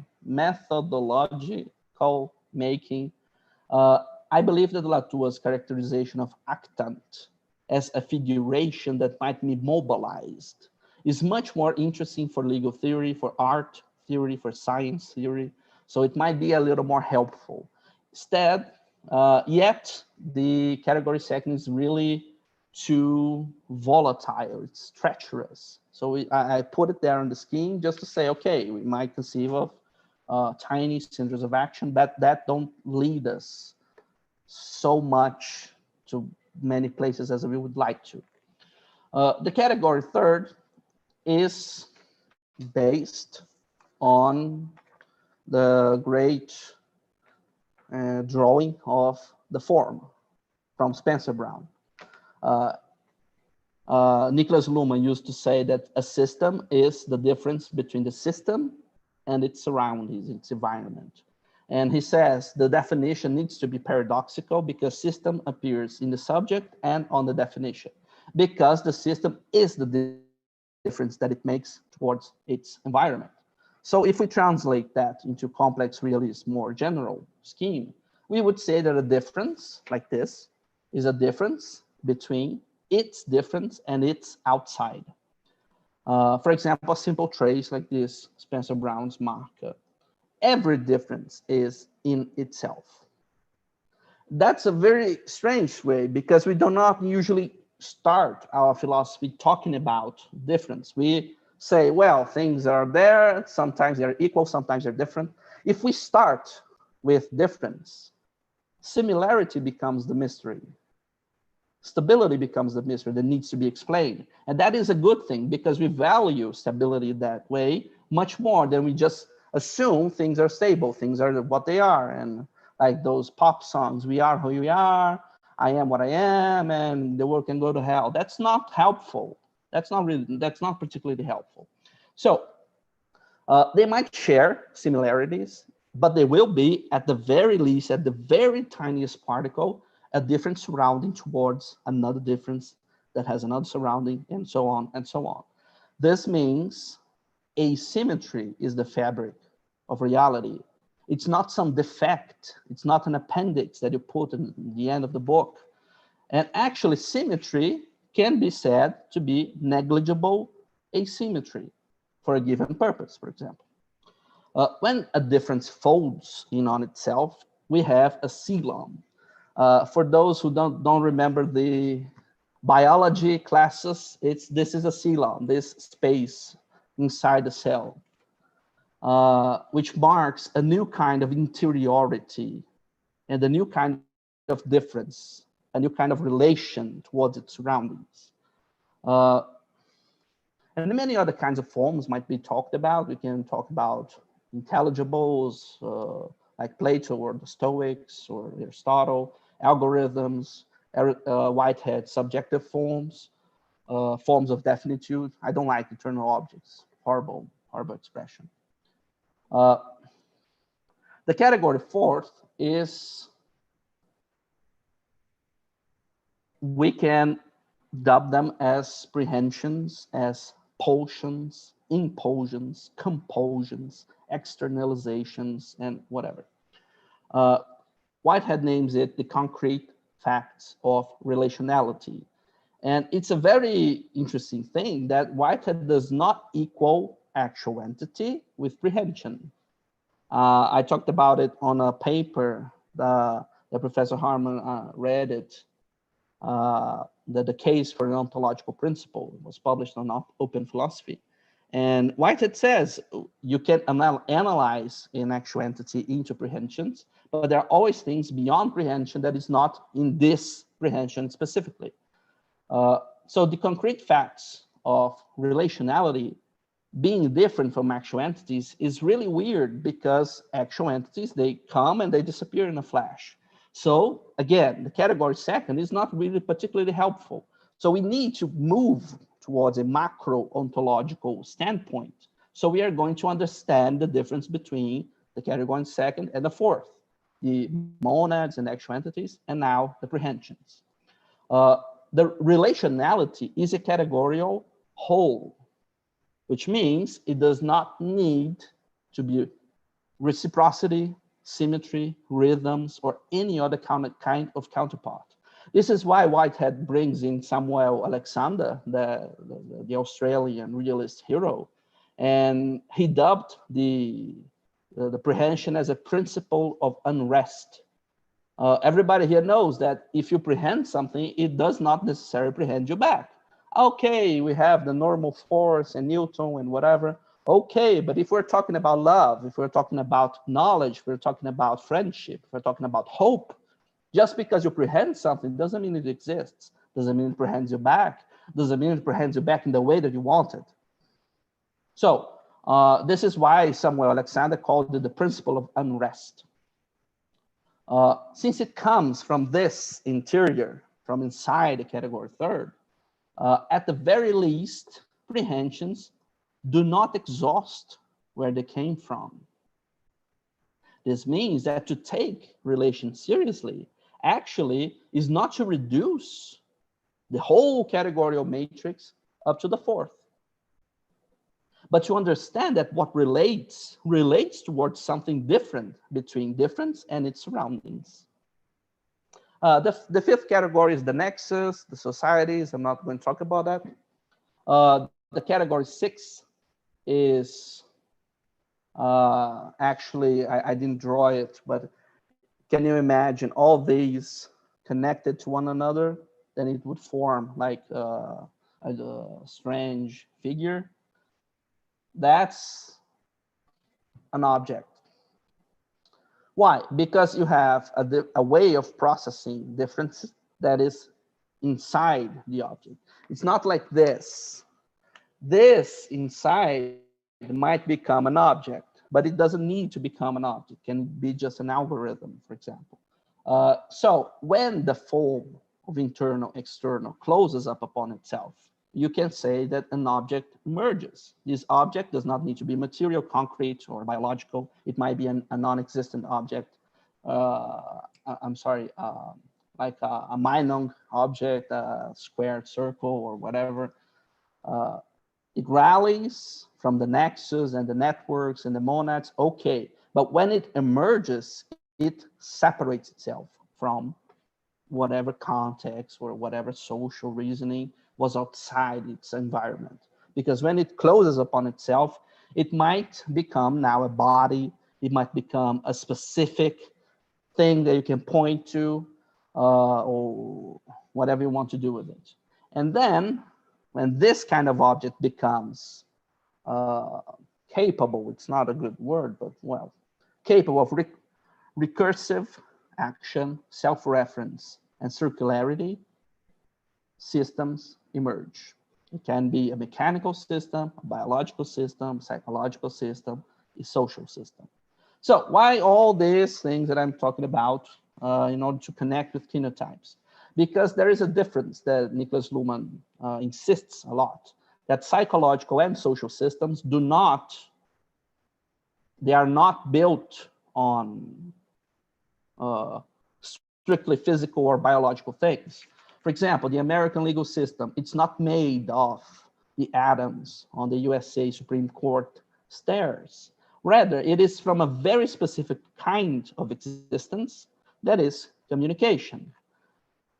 So now we connect things that where I started, we would start talking about kenotypes and why they're so important to understand indexicals, and now indexicals become matter, a categorical matter for the emergence of new kinds of systems, for example, the psychological system and the social systems like law and religion and economy and science. I'm not going to talk about all the characteristics of Luhmannian communication theory, but it actually takes very seriously the concept of écriture of Derrida that was mentioned here. It takes the écriture very seriously because it says communication is what happens when you're not present. That's a strange way of saying, because we are trained to think of communication like I am the person that is talking, the person is receiving, and then there is a transference of information. And Luhmann doesn't take that. Hence he says, you can have information, then you're going to have like Marshall McLuhan, the medium becomes the message, and then it needs to be understood. So communication is not the language in which Octavio talks with you. communication is something that needs to be social. It needs at least two interpreting systems in order to exist. So, and we cannot have communication without indexicals. This is what I agree with Professor Ilan.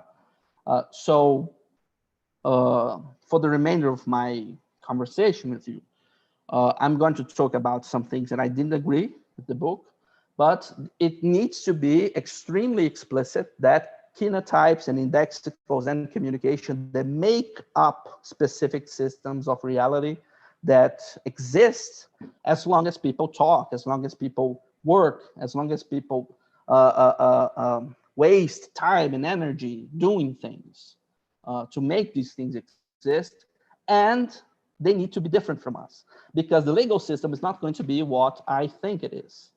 But if I keep talking about it, it's going to be,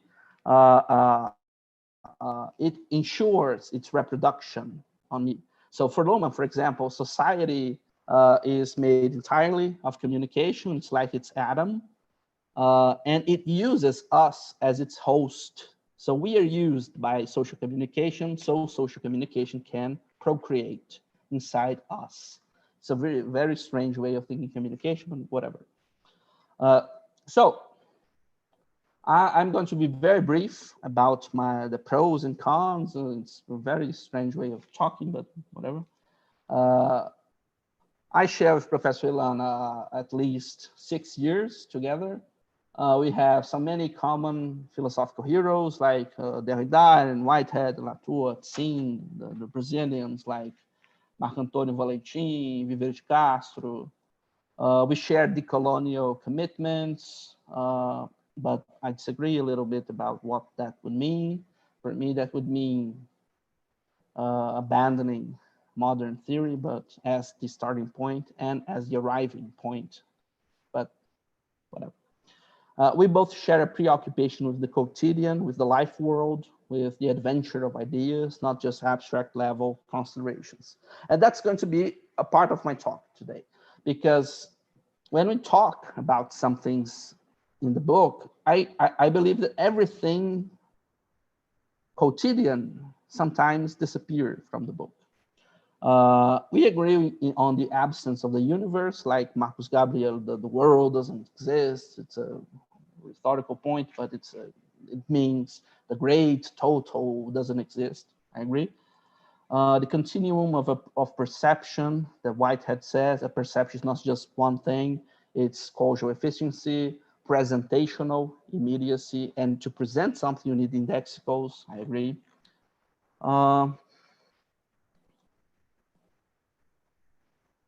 Professor Ilan says a transcendent exterior is not a negation, and I couldn't agree more. I agree. I remember the concept of Latour of a delegation, that everything transcends each other in some way or another. Okay, so I believe that the main point of my criticism at this point might be anticipated. For example, indexicals, as I have tried to show, are of integral importance for complex realism and all that.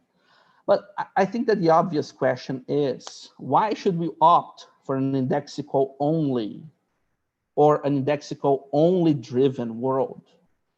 Being a part of a categorical matrix, I say, does not invalidate or snubs or scoffs at indexicals, but actually houses it among other categories of existence, like systems and forms and monads and whatever. And at the very start of the book, there is a dichotomy that I believe Professor Harman has mentioned that is not particularly helpful for complex realism. And I'm going to name them the substantivist attitude and the indexicalist attitude. Since indexicalism is Professor Ilan's own topic, the next question becomes obvious. Which substance? Which substance is he talking about? Eternal, created by an omnipotent deity, unmovable, unchangeable, causa sui, indestructible. Well, as Professor Harman has pointed out again and again, Aristotelian substance, for example, they are born, they're generated, they're changeable, they're destructible, they're corruptible, they have a lifespan, they die. The same thing goes for essences. So which substances are we talking about? There is no creationism, no monotheism in ancient Greek religion, thank the gods. A fellow pagan scholar, Edward Butler, traced the so-called substantialist mindset to Maimonides, which is fine for modern and monotheism reasoning, okay, but not so good for other global schools of thought that existed before, during, and after the modernist parenthesis, to use Latour's expression. Similarly, I disagree with the concept of speculation that was criticized in the book. I think that I did a little research on Proto-Indo-European language, and it comes from spec yeti, and spec is present on the idea of expectation, expectancy, or even a spectacle, like an artist show. It would be very confusing to assume that Proto-Indo-Europeans had mirrors to abstract away into projecting the ego onto things or whatever. Actually, speculation is a study of expectancy that overcomes particular pragmatical data towards something that is very different from what is at this very moment. There is no need to recurse to egos or mirrors or totalities in order to be a speculative thinker. And even if we take the mirror hypothesis, they are not just egological tools for the narcissist to look at himself or the Hegelian projection of myself onto you or whatever. Let's remember that in the religion, for example, Perseus managed to kill Medusa using a mirror. So you can look at other things that are not yourself, that if you look, you're going to die, for example.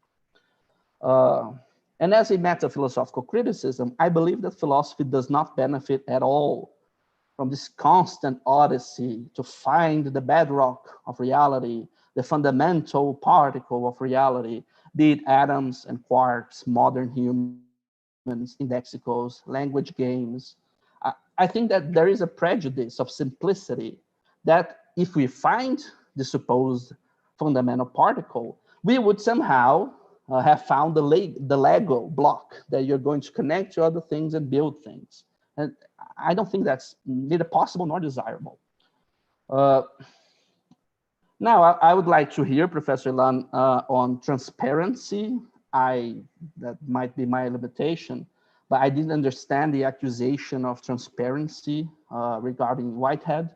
To say that everything experiences doesn't mean that everything experiences everything at the same time, in every way possible, in any which way. I don't think that's the case, but that might be my problem. In fact, let me quote something. Professor Lan writes, finitude is an incapacity to realize that the great outdoors is already fully available on the very borders of our interiority. That strikes me as transparency. The great outdoors is indeed what is experienceable in any way, at every time, by everything, forever and ever. So talk about transparency.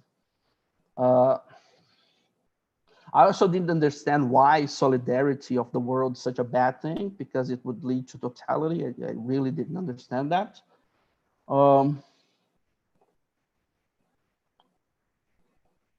And to finally, I had just 5 minutes, but okay, I'm gonna do another general question. What an indexical history theory would look like? You just say this, now this, now this.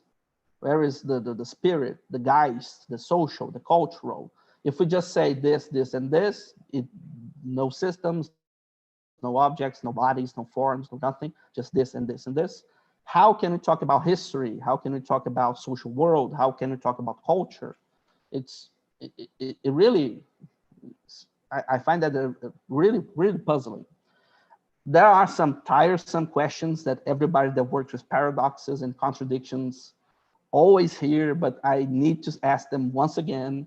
Is a paradoxical theory ethical? can you be wrong?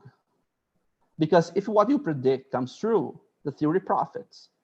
If what you predicted doesn't come true, the theory profits.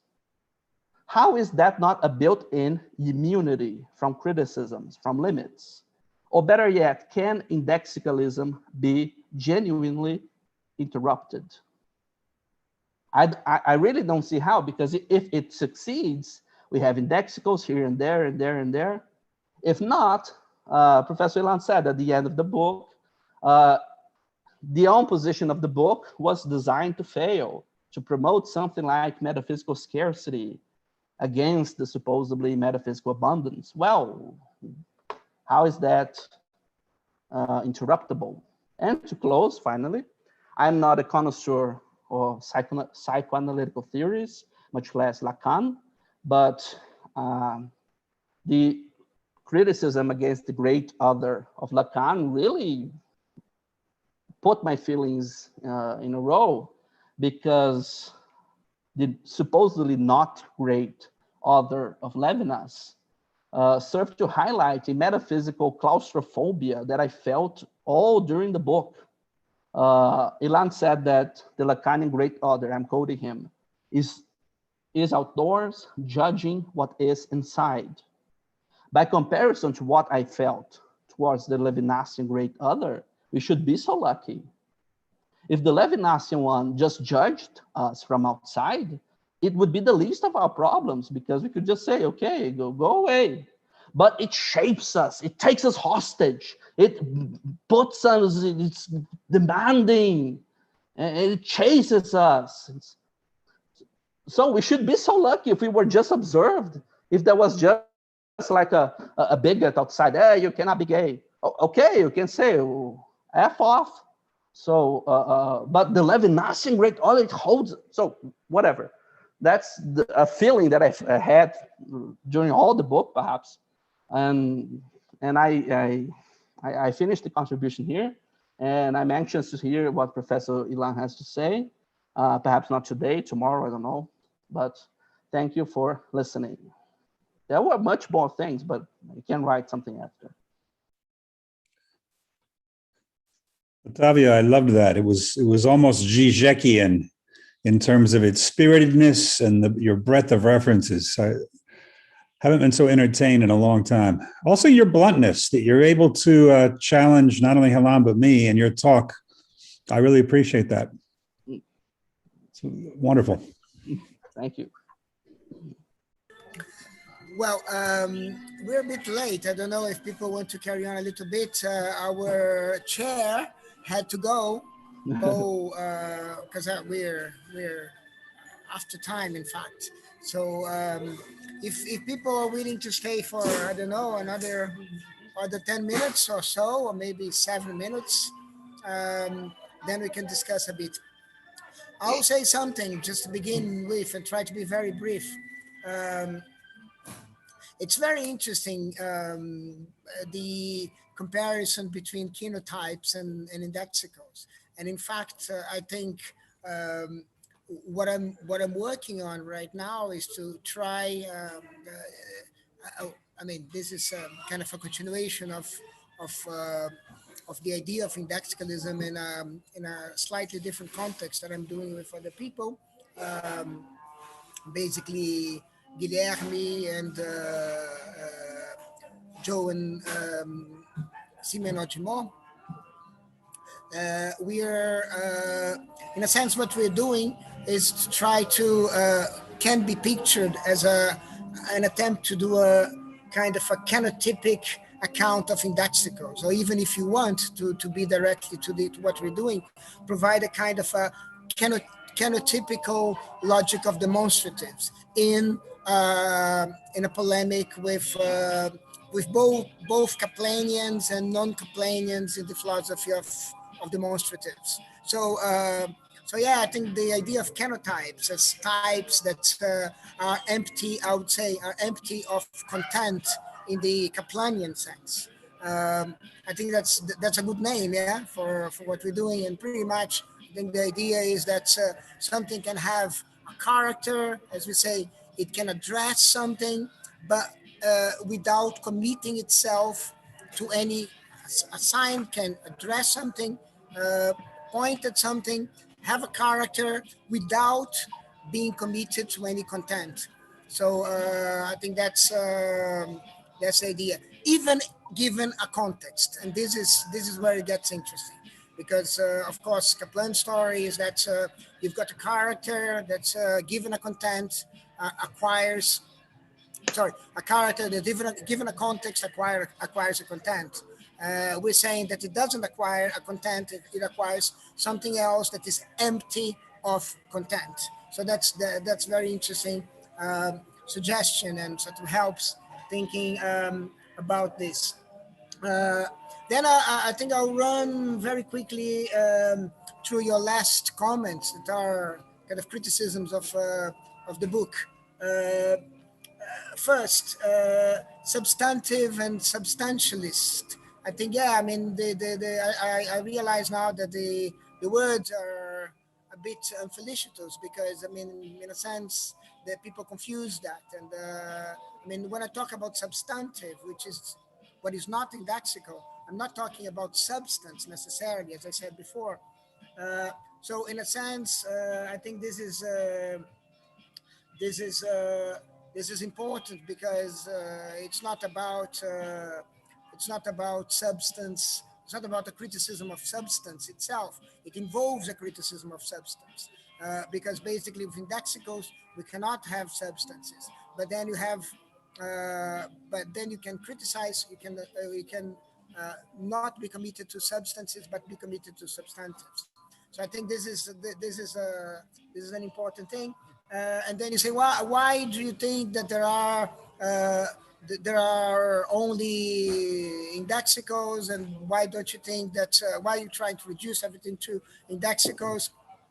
I think I would put it another way. It's not a matter of replacing, it's not a matter of reduction, it's a matter of replacement. So for instance, you said, oh, but how do you account for history? How do you account for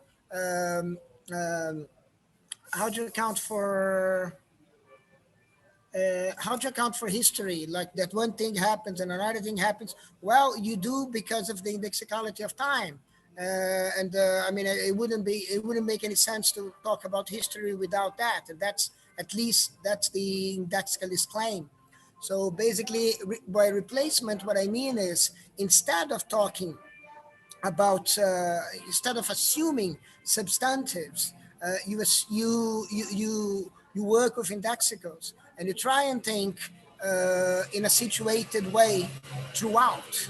That would lead to paradoxes. Yeah, I'll come back to that. But in a sense, the idea is that from an indexicalist point of view, at least, you gain something by leaving the substantive account of things, for instance, of history. So, I mean, the thing is, it's not that people, I mean, whenever you talk about substantives, then you should talk in a position, at least that's the indexicalist account, yeah? You should talk in an indexicalist way instead. But that doesn't mean to reduce everything to indexicals. I think it's clear, yeah? I mean, there are more things than substantives in the way people normally think about things. For instance, there is a logical structure, for instance, a logical structure that involves conditionals, negations, connectives, whatever, yeah? And all this is not substantive, and we're not reducing everything to indexicals. We're just shifting from substantive, from a neutral point of view, to a positioned, situated point of view throughout. So this is the proposal of indexicalism, at least. A quick talk about transparency. When people talk about transparency, a quick thing about transparency. When people talk about transparency, basically it's not that you can see everything, right? Of course, there are things that you cannot see and I can see. But the thing is, in the end of the day, that's I mean, where the transparency appear in Whitehead. The very idea that everything that is perceived by somebody. Yeah. So the idea that there is nothing that eludes perception, right? Eludes any perception. So let's not talk about indexicalism for a second. Let's talk about triple O. So for instance, real objects elude every perception. So it's not that it eludes the object that is facing it. It eludes every object. So that's what the debate of concerning transparency in this context comes. That's what it is. Let me see. Yeah, there is one interesting point that you made about whether indexicalism, because it is paradoxical, cannot be countered, cannot be refuted, cannot be counter-argued. I think it can. I think it can in many ways, and I think a lot of philosophical approaches or positions cannot be directly contradicted, but there are many ways to argue against bits and pieces of it and make it implausible in the end. And the fact that you have a paradox, and I think this is very important, doesn't mean that everything is paradoxical. It doesn't mean that it trivializes. I think, especially, I think, people expect this from Brazilians, yeah, because, Brazil is famous in logic precisely because of paraconsistency. That means basically that you can have contradictions that don't trivialize the whole thing. So yeah, we can live with contradictions. We can live with paradoxes, provided that we live in a way, we organize things in a way that paradoxes are not going to be that contradiction is not going to be followed by quo libet, as we say, by whatever. Yeah. So this is what I would say.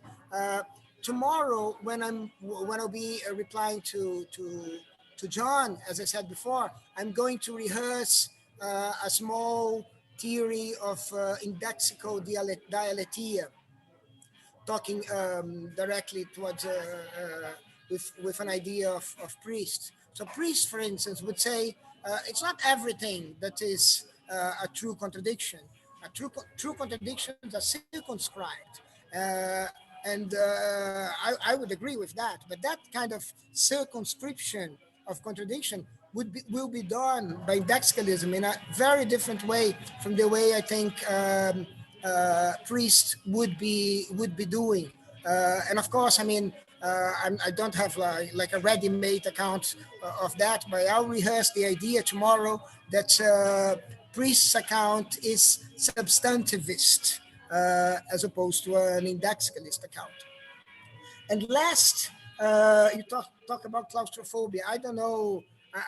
I'm not sure I understood the spirit of your comment. Anyways, I talk too much. But yeah, I would say if there ought to be claustrophobia, there ought to be claustrophobia.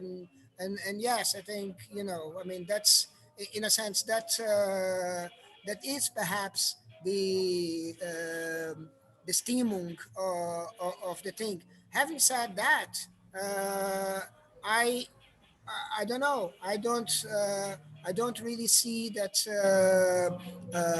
with in a philosophy of transparency and of immanence, you can have a way out so easily, because basically, in that case, you have no outside or altogether, no outdoors or no other. Yeah. So I think I don't know. Maybe this is the Stimmung. I don't see it as such. Let's put it this way, because I think it's precisely what indexicalism is doing among other things, is opening the possibility of of an outside. So sorry, I spoke too much. I should leave some of these things for tomorrow. But anyways, I'm also the chair now, so I believe Carlos wants to say something. Yes. Yeah, very briefly, going back to Otavio Maciel's question, why indexicals alone from within a plural categorical matrix? I think that this question resonates with Graham Harman's questioning of Ilan's dismissal of substantivity. And this, of course, in turn resonates with our own criticism of what we've called Ilan's ontological subtractivism. In dialogue with John Bova yesterday, and drawing obliquely on Bororo interfering social taxonomy and on Roy Wagner's anthropology of meaning as an effect of analogical flow, we further pointed that even if indexical invention were to be seen as lying behind substantive convention, one produced substantives remain that, substantives, and are then capable of circulating as tokens or icons, with which we would be back into what Otavio calls a categorical matrix, but now dynamically approached. So I'm thinking whether maybe talking of a categorical dynamics could prove somehow helpful. It's just a suggestion, because otherwise it is somewhat inevitable to read indexicalism as a confrontational project. Yeah, I don't know if this makes any sense. Yeah, as I was talking at the beginning, the idea of complex realism is just an umbrella term for many things. Of course, I have my way of sitting down and say, okay, this is the more important than this because of this reason and that reason. So I think that what I talked a lot with Professor Ilan during my thesis is that I really enjoy the idea of diplomacy, the idea of having a forum where people can talk and understand each other. So I was more preoccupied at first with creating the categorical matrix and then proposing the dynamics that would suit me better. But while we were discussing some aspects, Professor Ilan once said, perhaps we can talk about centering the one possible dynamics around category 7, which would be kenotypes and indexicals and communication. And that's fine. That's okay. That there is no problem with that. We can have a dynamics that would focus on category first. That would be philosophy of nature, for example. And that would be okay. So the point of the creation of the categorical matrix that I proposed was to have people come together like a territory where people can understand each other, and not with just forming small groups that nobody understand each other. And like scientists, they talk about truth and science and clarity, but they don't understand each other. You put a doctor in the room and a physicist, they're not going to converse. They're not going to enter in a dialogue because they're so specialized that they don't even talk to one another.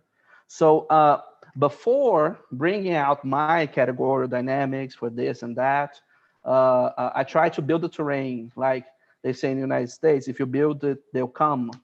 That was some sort of the idea, but that's the general problem. That's why the name of the project was A Treatise on Metaphysics, not on Octavian metaphysics, but on meta. So people can say, okay, we can focus on category 7 or on nature, on objects, on systems, and it will be okay, any approach.